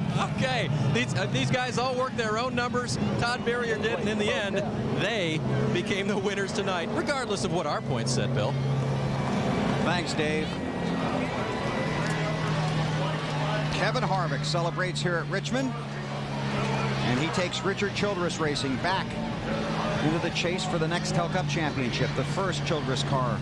And his teammate Jeff Burton is in it as well. Casey Kane got the 10th spot. Kane was in 3rd place following the race in Sonoma, then 6 finishes of 22nd or worse dropped him to 11th. He has 3 top 4s in the last 4 races, and got him back into the top 10 and into the chase. Matt. Well, Bill, Tony Stewart has climbed from his race car. And Tony, you go back to Friday, 5 minutes into practice. Did that set the tone for the weekend? Well, I don't think so. I mean, it takes 26 weeks to get to this point, but we just missed tonight. I mean, we couldn't get it to turn in the center, and all we did was, make it loose in and on the exit. But I'm still proud of this Home Depot team. They've done a great job. We still got 10 more races to go out and try to win. Just, wish the guys that made the top 10 good luck this year. Can you describe the shot? Because I know a lot of people, when the season began, they felt like you were going to be the guy to go for back-to-back championships, and just the way this season has been a roller coaster. Yeah, I mean, this is proof of how tough this series is, and how tough it is just to make this chase. So it's a big letdown, obviously, but at the same time, there's 10 guys that earn their way in there too, so I just got to wish those guys good luck now. This is the first time in his career that Tony Stewart will not finish 10th or better in the championship season points. Thanks, Matt. Frustration for Tony Stewart. but excitement for 10 other guys and 10 other teams. Kevin Harvick's in victory lane. Alan Bestwick is down there. He's taking off the helmet. You see him removing the head and neck restraint, and here he comes.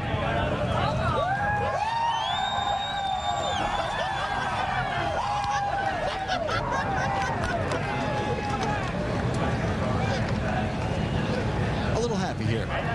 Kevin, congratulations. You rode behind Kyle Busch for the longest time. Did you have the ability to pass him and were just riding, or did you just get to him in those last couple laps? Well, Todd came on the radio and said, hey, man, try some rear brake.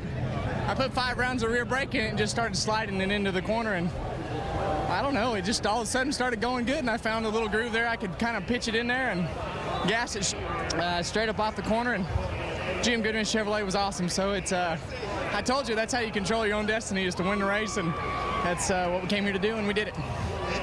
Tell me about the actual move when you got to him. It's hard to clear someone here. Did you think you had him cleared when you finally did? Well, I mean, I really didn't know. I saw him in the mirror, and I saw the side of his car and saw half of his car, so I was going straight, so it didn't matter. I was coming up with 2 or 3 laps to go, so it was awesome. Again, congratulations from Richard Childress. Yeah, good job. I got into him once down here, and I really didn't want to pass him like that, and I was able to get by clean down here. So what a night. GM Goodwrench, Snap-on, all these people, SKF, Emerson, Sherwin-Williams, GM Card, Team Realtree, Reese's, Sylvania, everybody that helps us on this car, we appreciate it. Now, I never heard Todd tell you over the radio that you had clinched your spot in the chase fairly early on in the night. Did you know from inside the car? No, I was scared to ask. It's, to be honest with you, it was something where I figured as soon as I asked, something would go wrong, but it's all worked out, and we were able to win the race tonight and had a lot of fun doing it. And he's now just 10 points from the lead in the championship in New Hampshire next week. Kevin Harvick, the winner at New Hampshire tonight. At Richmond tonight, I'm sorry. Thanks, Alan. The NASCAR.com Superstore invites you to save 10% right now on its entire selection of merchandise. To get your discount, just enter the promo code TNT at checkout. Well, there you see the championship standings. After 26 races, 10 to go, and the top 10 drivers will chase the NASCAR Nextel Cup in 2006. Matt Kenseth goes in as the leader. Tony Stewart will miss the chase this year. Earnhardt Jr., welcome to Wrangler Jeans Company, a new generation of Wrangler. New fits.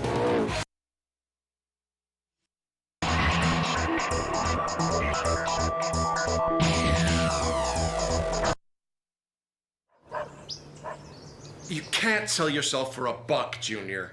Why not? Because as long as you live in my house, you'll live by my rules. You got it? I wish I'd never been broiled. Whopper Junior for $1, bringing some attitude to the BK value menu. The Coca-Cola racing family is a competitive bunch, so when we started getting points, every time we drank a Coke on camera, it became a competition. And when we heard the money would be donated to charity, well, we took it to the next level. All the major indices are up as we near the closing bell. Hi to our viewers. Hello, everybody. Thank you. It was absolutely delightful working with you. The personal trainer or the other personal trainer. And a dramatic finish. The Coca-Cola racing family, doing our part to help those in need. The hotter the hot. The colder the cold.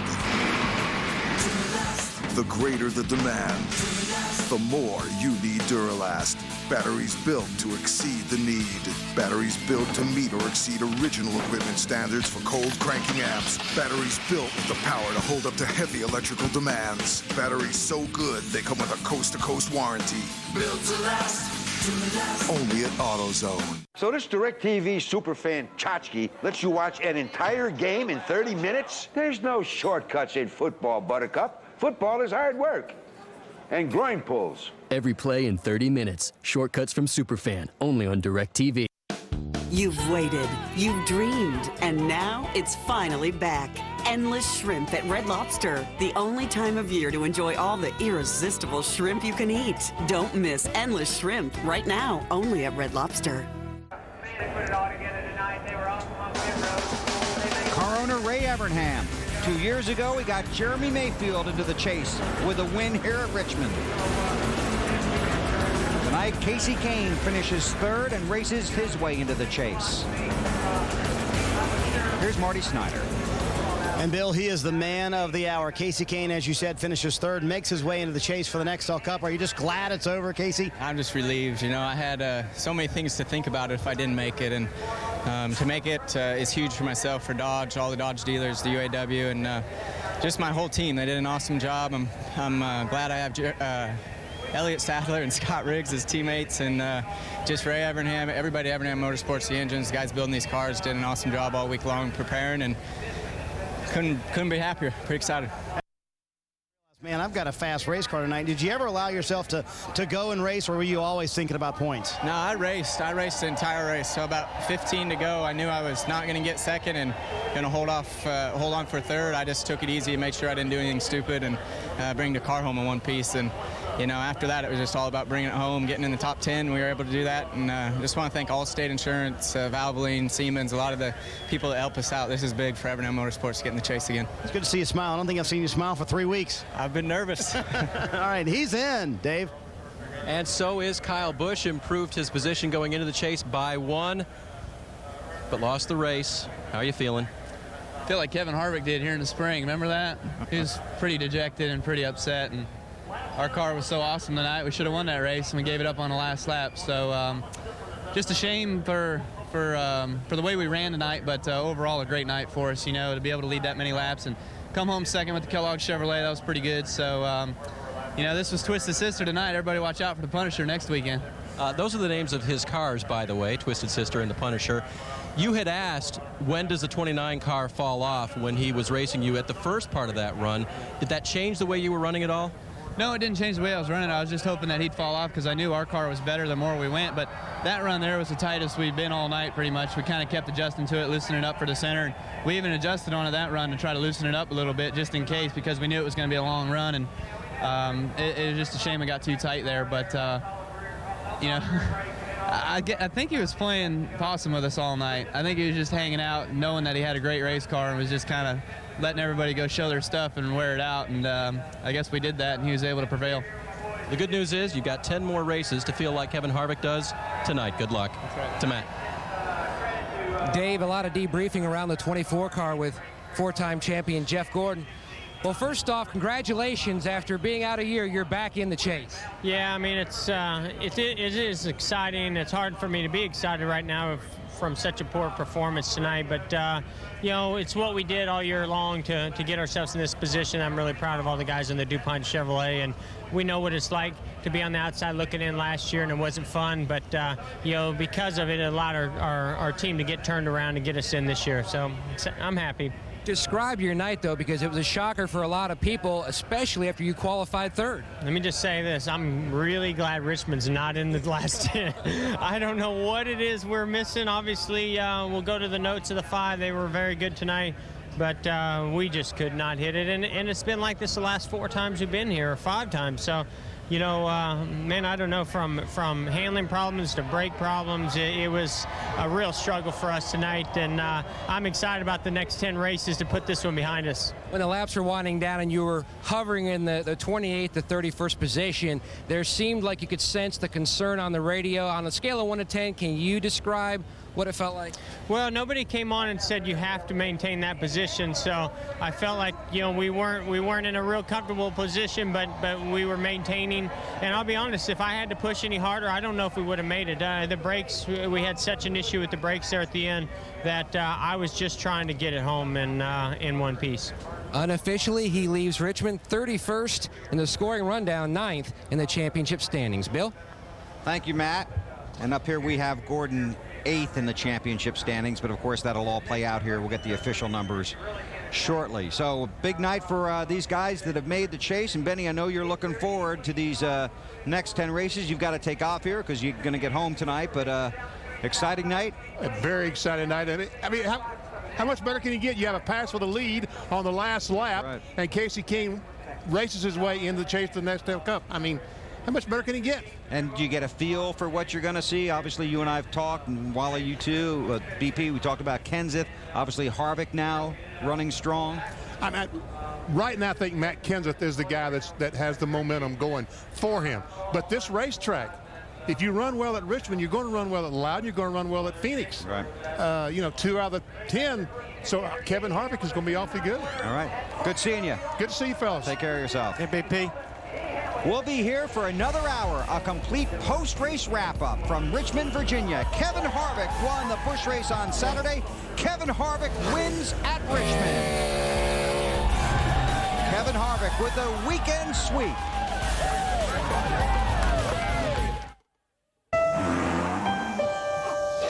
No matter where you are, no matter how fast you go, what's inside, we'll show everything. Every car, every driver, every ding and dent will be different with this. Different. Look. It's amazing. It's the mirrors. HD TV powered by DLP. See how millions of tiny mirrors make the picture amazing. Save on Samsung HD TVs powered by DLP at Circuit City and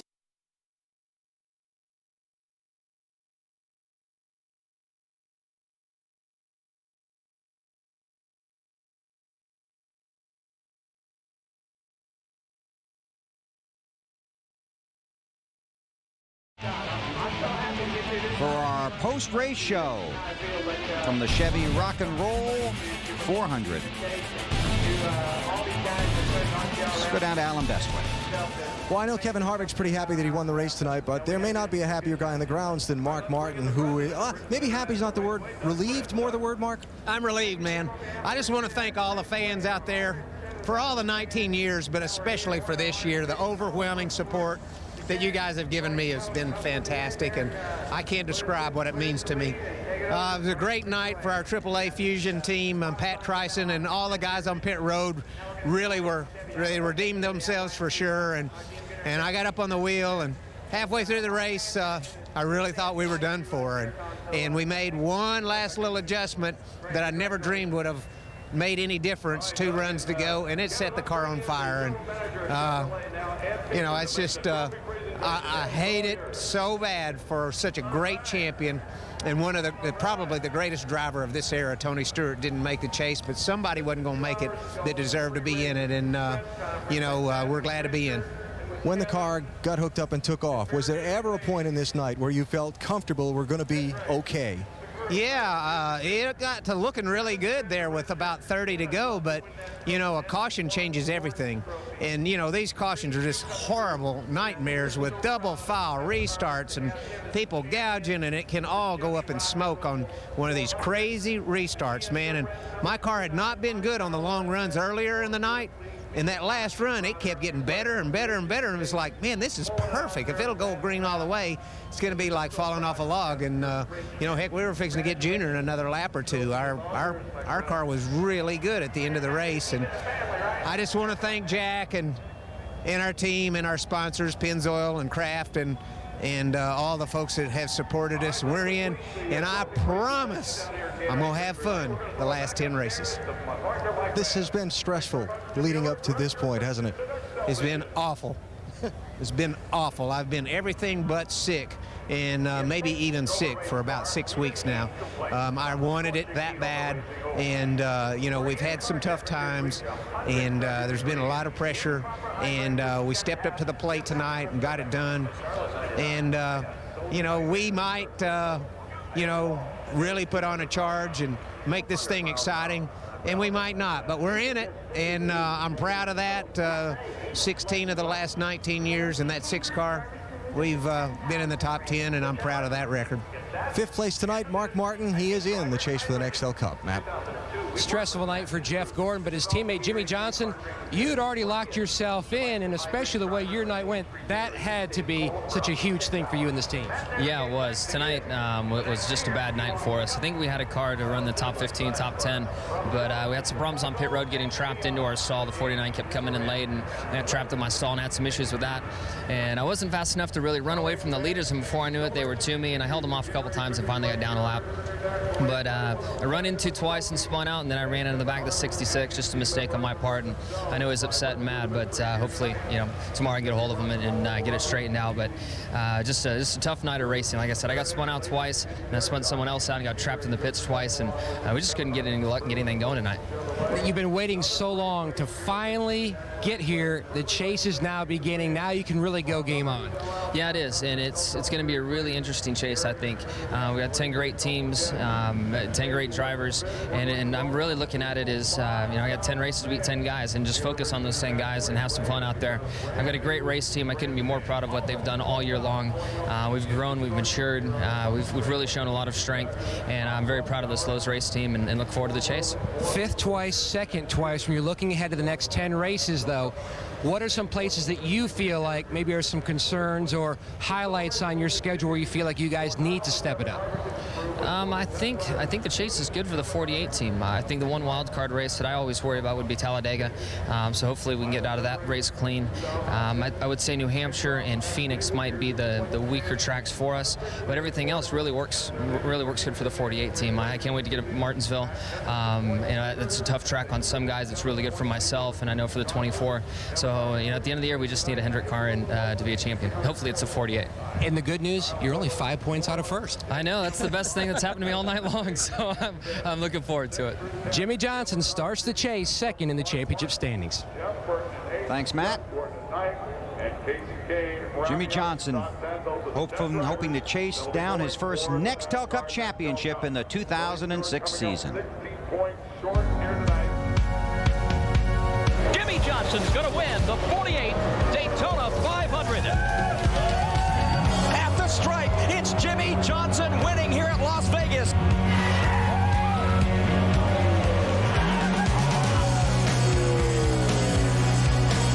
Checkered flag is in the air. Jimmie Johnson wins at Indianapolis. We did it. Coming to TNT. I'll be right back. 3 times the fear. 3 times the isolation. Help! Anybody! 3 times the drama. Denny Hamlin, for his second career win, he sweeps at Pocono.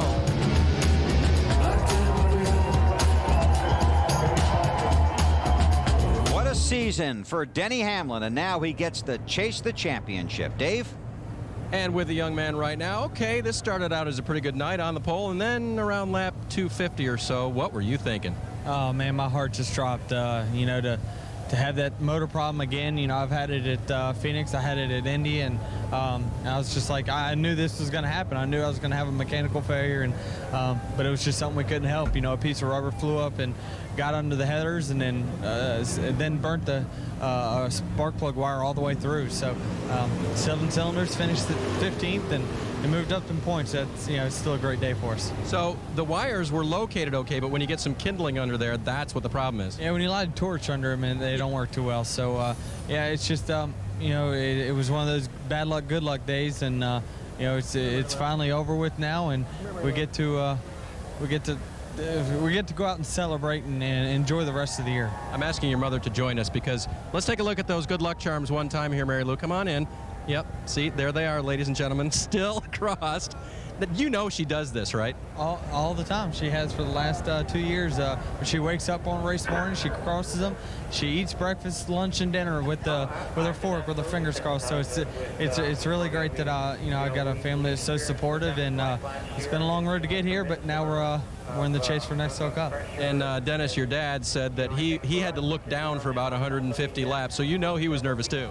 Yeah, I was really concerned about the car. The thing about it was once we realized it was just a plug wire, it wasn't some internal that was going to end up breaking the car permanently, I was a little bit more at ease. And we still were able to keep up pretty good even on 7 cylinders, but I would have loved to run better in front of my hometown crowd, but to be in the chase in front of them is great. You are a rookie in this series. You have a chance to run for the championship now. What do you think of that? You know, I don't know whether we were predicted to be here or not, but the thing of it is we got here by running solid and running good. And, you know, I feel like we're as strong as contender as anybody is. I mean, we run consistently in top 10 every week, seems like. And, you know, Mike and the guys just do a great job. The team's gelling great. And, you know, we're having a lot of fun doing this. We're not stressing ourselves over it. But now that the pressure is off, we can go out and we can have fun because, you know, at worst, we're going to end up 10th, so we're going to go for the Hail Mary, try to win this championship. And Dennis, I know your son has told us before how much you all have given up over the years to help him be successful. What do you think now about him with this shot to be champ? Well, I'll tell you, it wouldn't have mattered to me if you took the fame away, race cars away, money away. I'm so proud of the young man he's grown up to be, and what father could ask for anything more than what he is? I mean, I'm so proud of him, I just don't know what to say. They just don't make many of them like this. And what do you think? Well, what do you think about that helping you along with the development? You know, we had a lot of struggles as a family and a lot of arguments, and there's been a lot of tears shed over, you know, how we're figuring out how we're going to get to a racetrack every single weekend. And, you know, it's not just my parents. It goes all the way down to Jim Dean and guys like Ron Roberts and different people that's helped me throughout my career when, you know, I just needed $5, you know, to help me get going. And, you know, this chase is about them. It's not all about me. Something else for you to think about. A mentor and a teammate did not make the chase. That's so disappointing to me. I don't even know what to say because, you know, I know Tony was part of this last year and he's the Cup champion. I was going to, you know, see what we could do to help each other throughout this chase. And, you know, it's very unfortunate they didn't get to, you know, be a part of this. But you know, I'll continue to be, he'll continue to be a mentor of mine and one of the guys that I really look up to. Denny Hamlin grew up about 10 miles from here. He has raced his way into the chase, and he will contend for the championship. Marty? I'm not sure, Dave, if the smile on Dale Earnhardt Jr.'s face or the fact that he made the chase because of the fact he made the chase or because of the fact this race is over because you had your hands full and were exhausted by your own admission for those last few laps. How did you hang on to that race car with just front brakes? Well, we lost the rear brakes. We had a seal or something go out and burn the front brakes up with about 30 to go. So we was lifting at the flag stand just praying to get in the corner and get there without wrecking. So I don't know.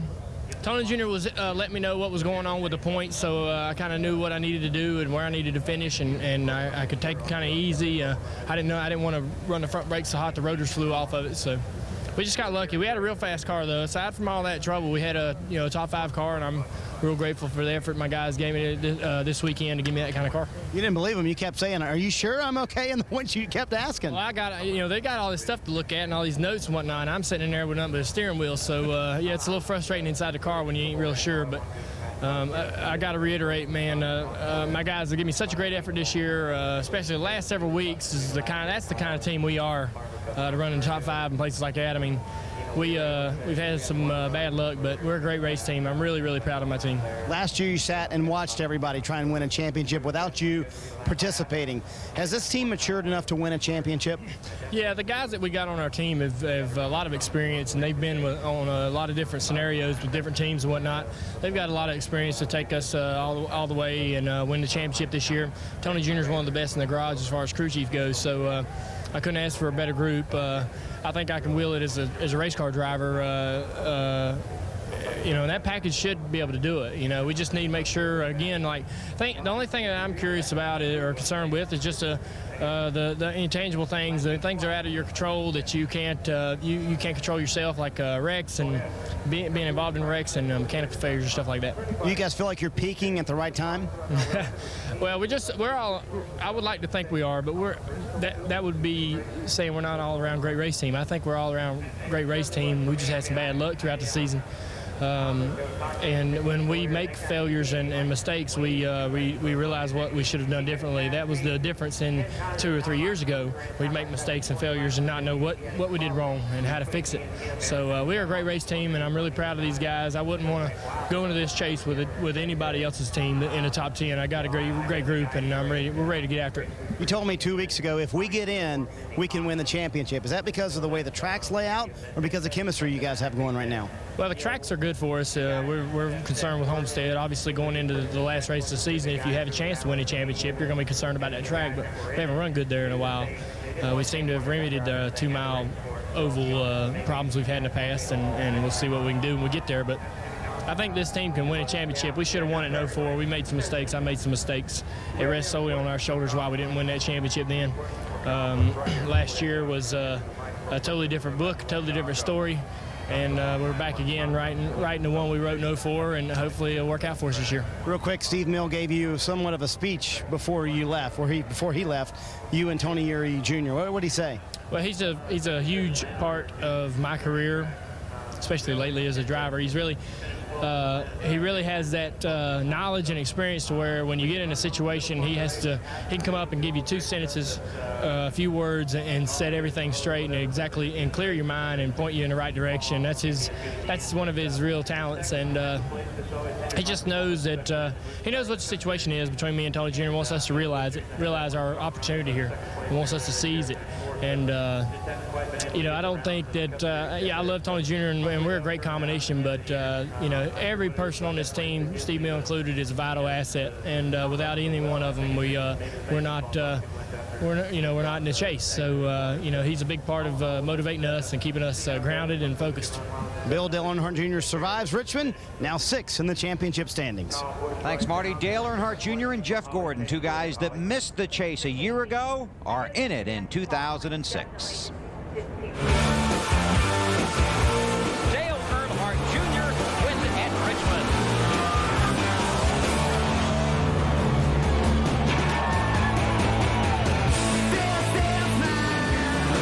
A 19-race losing streak is history. Jeff Gordon wins at Infineon Raceway. Jeff Gordon's going to score his first win at Chicago.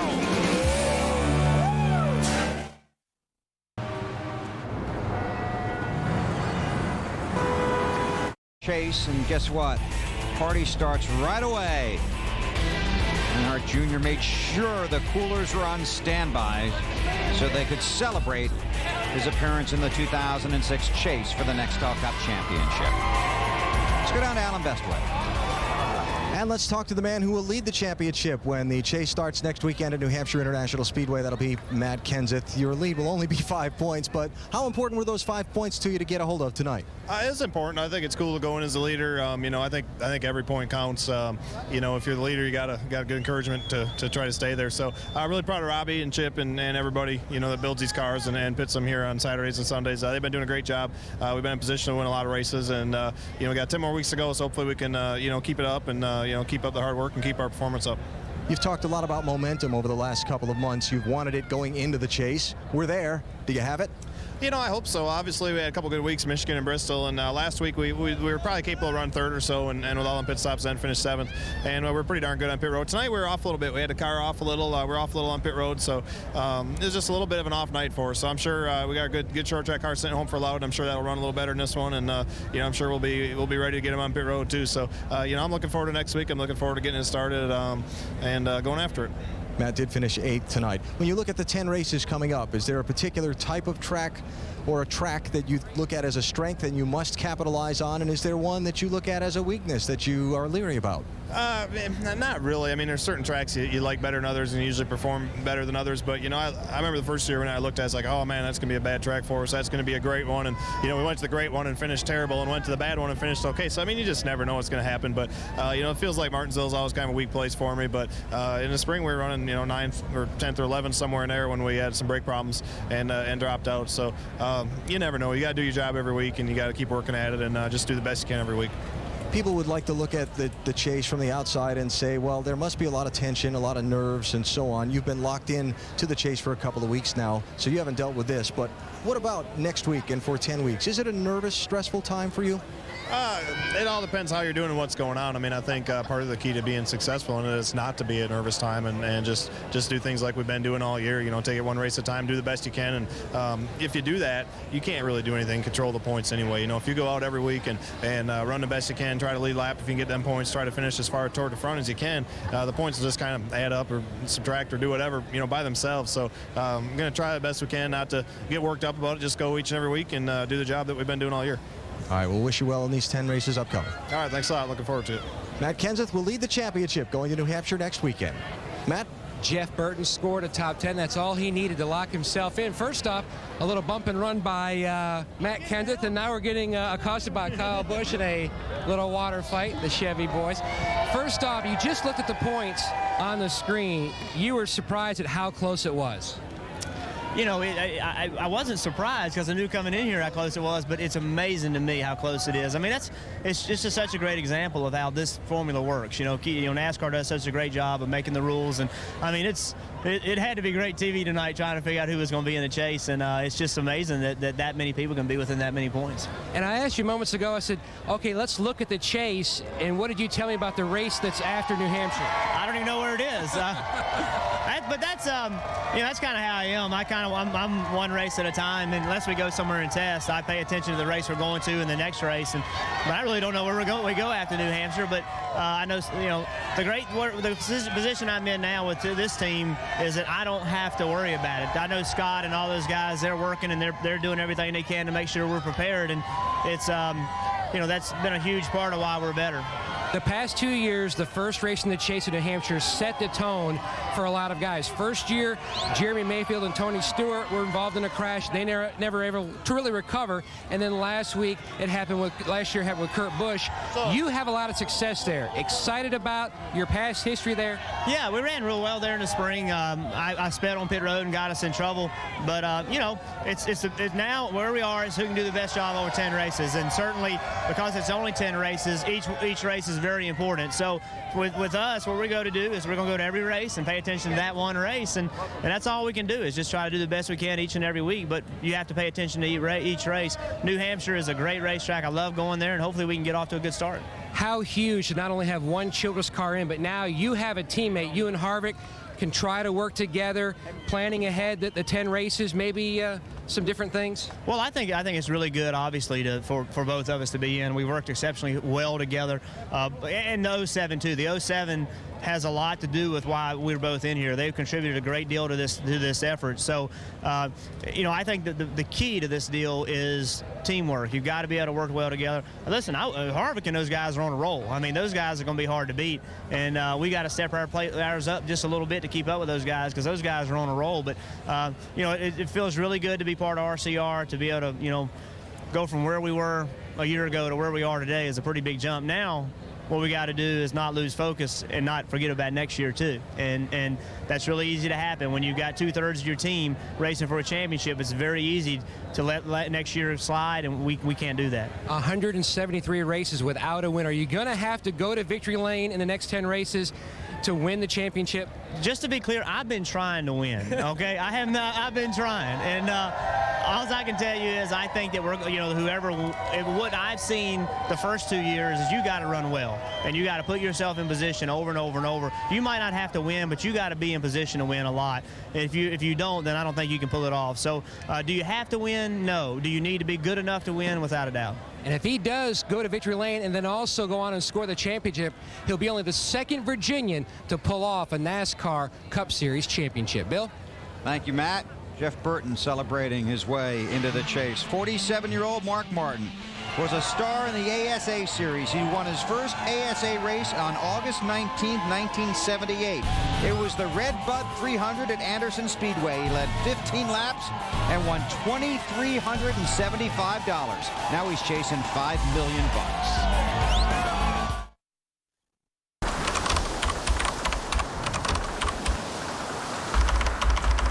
Well, you need a new scorecard for the last 10 races. Here are the championship standings for the 10 drivers in the chase for the Nextel Cup. They reset after race 26. Matt Kenseth is the championship leader by 5 points over Jimmy Johnson. It goes back 5 points for each position, back to Casey Kane in 10th, 45 points out of the lead. Dave? Hey, this is Kyle Busch down here on main stage, Richmond International Raceway, with all the excited Nextel fans over here. You got to keep going now. I'm going. Hang on. Why you got to interrupt? Anyways, Dave, how was it broadcasting this race? Was it good making all your broadcast stations and whatever else you guys have written down on your notepads? Yes, but I broke the first rule of broadcasting, which is never give someone else the mic. Okay. As far as you're concerned, not win the race tonight, but move yourself up in the chase. So weigh your odds here going into the chase now. Kyle Busch in the 5 car. I think they're pretty good, really. You know, there's 7 places that we tend to run really strong at, or we feel like we can run really strong at. And there's two races in there that we need to work on, Texas and Atlanta. We don't feel too strongly about those, but we feel like we can turn it around and try to run well there. And Talladega, that's just a crapshoot race for everybody. You know, you never know what's going to happen. So I'm gonna base this on being championship contenders. Of course, we have been all year. So why stop now? When one sits down and analyzes your year, the word turnaround comes to one's mind as well. You kind of gave away races at Phoenix and at Charlotte. And after that, something happened. You guys hit a switch or something, and you really finished out the rest of this year up to this point. What happened? I hit a switch, I guess. You know, I had a sit down with Mr. Hendrick and Mike Helton as well, too. And we had a decent talk about just the way life should be and the way life is in general. And it's not all about you. You know, you have to go out there and respect your fellow racers, and you want to be able to have not only friends out there, race against friends, and not have any enemies. So that was probably the biggest deal for me, and just realize that you can't win every race, you can't lead every lap. And we tried here tonight, but obviously it didn't pay off. So we kept it in one piece, we were able to prevail. But you know, also I'm glad that those 25 points didn't come into any effect. You know, we couldn't, with 25 more points, we wouldn't have been any further up, and nobody would have passed us if we had any more. So it was pretty good. Kyle mentioning the penalty from the Charlotte race. How was it strapping into the race car after that? Was there a weight lifted off of you after you had those talks with Rick and with Mike?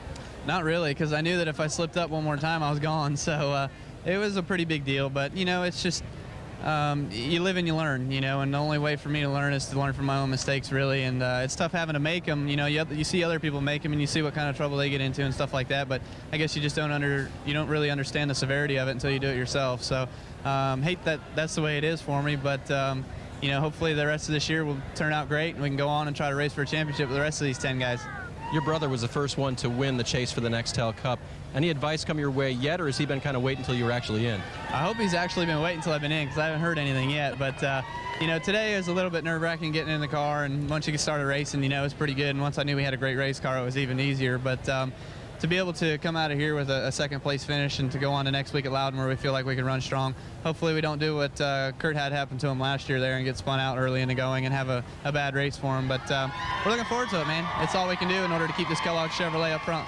What do you expect to hear from him? I mean, when he won the chase 2 years ago, what kinds of things did you hear from him, and what do you think might come your way from him? Pressure was the biggest thing, just the amount of pressure that he put on himself and all that kind of stuff there coming towards the end of the year, especially in Homestead. I mean, I couldn't imagine having a wheel fall off and then having to go through all those tribulations in order to come back and try to get a good run or a good solid finish. I think he finished 4th or 5th that race, so it's still pretty good for him. But all in all, the pressures and just the way everything is and the nerves the way they are and things like that, that's what I heard first off. So I'll be curious to see what else he has for me. And the advice combined with how you've been the second part of this season, think you can handle it?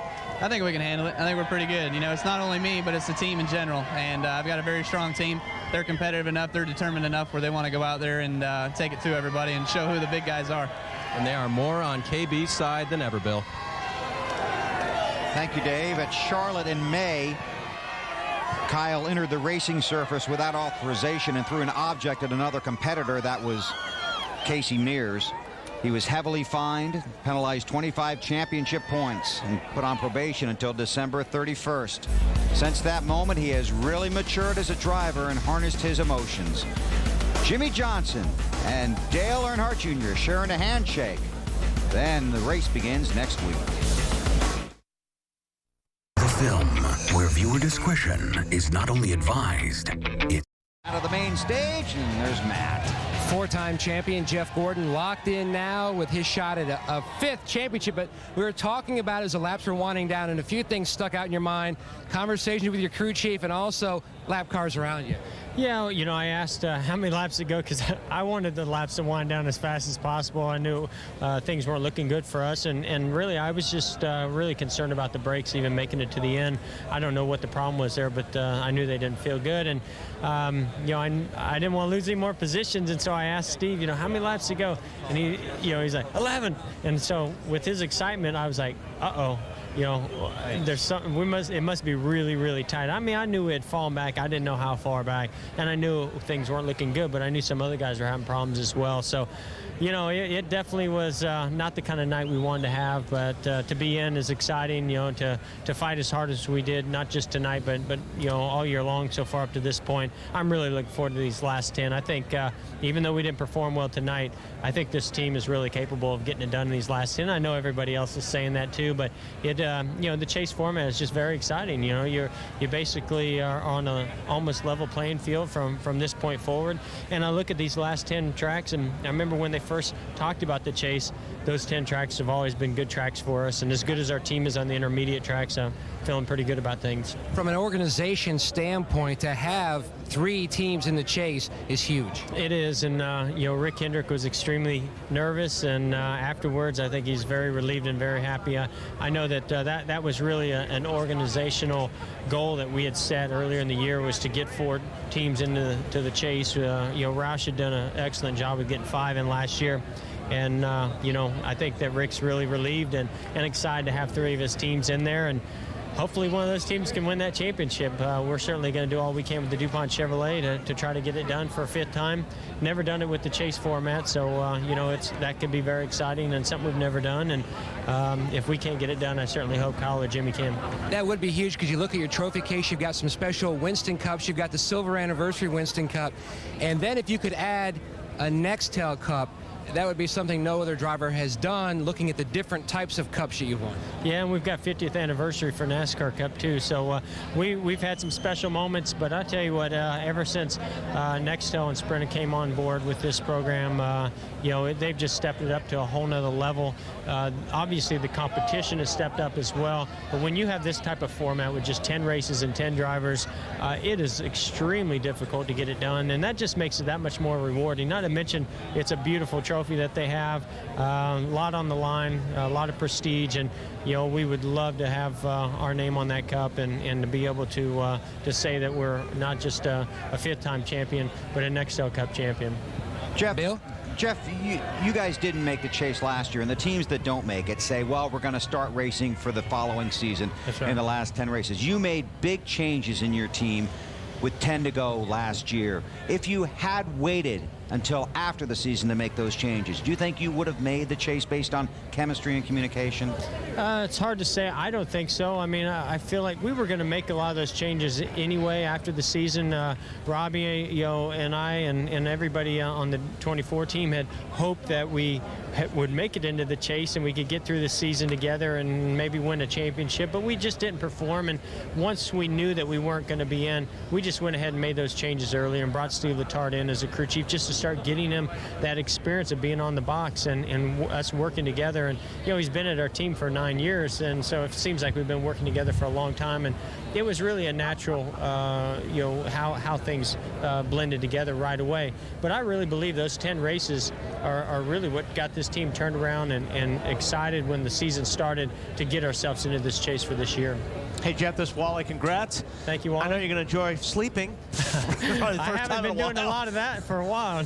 But, you know, you talk about the last 10 races that, you know, you guys are pretty excited about. But is there one track out of those 10 in the back of your mind that you're just a little bit worried about?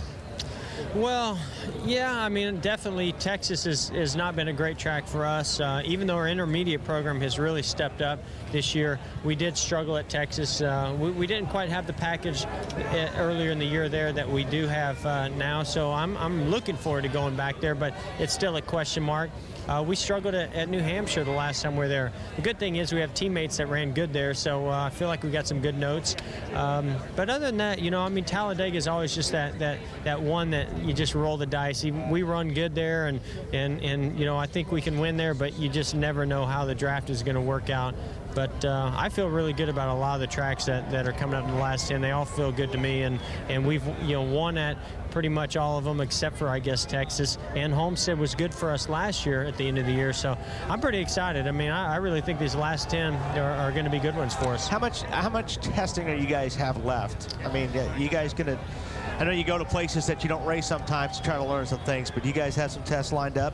Well, you know, I don't know if we have any more wind tunnel tests coming up, but we have 7 posts running all the time, and sim stuff on the computer, and then I know we're going to Homestead. Other than that, I don't know if we have any tests left. I think that's pretty much it.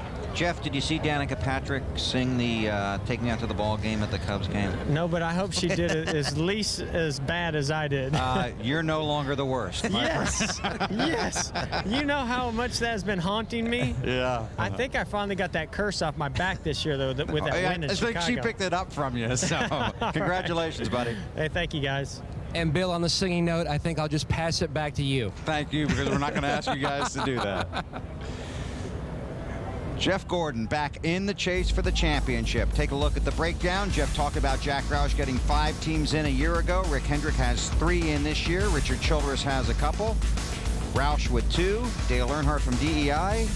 Denny Hamlin representing Joe Gibbs. And Casey Kane gets Ray Evernham back into the chase for the Nextel Cup. The 10 drivers chasing the championship in 2006. Back to Richmond in a moment. You want to make your hard-earned dollar go a whole lot farther, get ready. Today, it's Casey Kane's turn as his Charger takes the checkered flag. Casey Kane is home free. Here at the Texas Motor Speedway, he takes the checkered flag and claims his 2nd win of the season. Casey Kane's Dodge wins the Coca-Cola 600 at Lowe's Motor Speedway.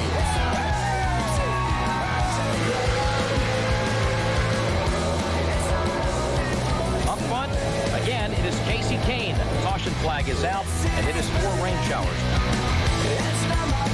Kyle Busch, Kevin Harvick, and Denny Hamlin, the first rookie to make the chase for the Nextel Cup. Let's go down to Alan. Casey just said, "Are you guys on the air?" I said, "Yeah, we're live." Casey, he's a growing boy. He's worked hard all night. He had to grab something to eat during the commercial break. I can't blame you. We talked to you earlier. You're in all week long, all month long. You've had to listen to, how can the guy with the most wins maybe not be in? What was that like for you? It was tough. I mean, to look at why we weren't in and look at all the different things that have happened. I mean, you look at a few different things, but then you always come down as a driver down to what you've done wrong. And I've lost just some points in those 2 weekends in a row, and that's what you see on TV, and that's what, as a driver, you feel like you screwed up. And I'm just proud that I made it, relieved, and pretty happy for my team. I mean, those guys have done an awesome job all season long. They kept me in there, and Kenny Francis is the man. He does a great job up on that box, and in practice, I knew we had a good car. He kept making it better, and I was pretty happy with those guys. Very quickly, can you win the championship? I think we have as much momentum going into that as Kevin Harvick, as Matt Kenseth, as anybody going in, and we definitely have the most wins, and we're not satisfied with that. We want more wins, and we want to be consistent in these final 10, and yeah, we have a shot at the championship. Good luck to you. All right, thank you. Casey Kane, he's in. Marty? Kevin Harvick has decided that his back hurts. He wants to sit down. I was going to let him throw some hats in the stands. You want to do that real quick? We don't have a whole lot of time. Let's see how his arm looks. Throw him quick. Not very good. How far can you get? Very good. All right, your teammate says you're the man to beat. You're on a roll. Do you agree with that? Well, I think right now everything has gone really well, and we've been able to win 3 races this year. And momentum has a lot to do with what we do in our sport. Our guys are pumped up. We feel like we can win week in and week out, and if we can keep that momentum on our side, that's the most important thing to get through every week. Did this serve notice tonight? Dave Burns asked this question earlier to Todd. Did this serve notice that you guys are one of the ones to beat? Well, I think we have as good a chance as anybody. Our cars are running well. Our team is performing well. Our pit stops are good, so everything's going good. We feel like we have a good plan of different cars and the cars that we have raced mixed into the last 10 races here, and we're just going to lay the gas pedal down and go for it. Interview number, I think 4,000 or so, right, for you since the race was over? Yeah. Well, it's been a good night. Our GM Goodrich Chevrolet had the Bare Naked Ladies on it tonight, and to win the Chevy Rock and Roll 400 is pretty cool for us. And Kevin is done with interviews, Bill, and he's in the chase for the Nextel Cup. Thank you, Marty. Thank you, Kevin. Well done. Appreciate you hanging around. Matt Kenseth won both races at Bristol. Casey Kane won the Busch and Cup race at California. And Kevin Harvick won the Busch race and the Cup race at Richmond. Our post-race coverage continues in a moment.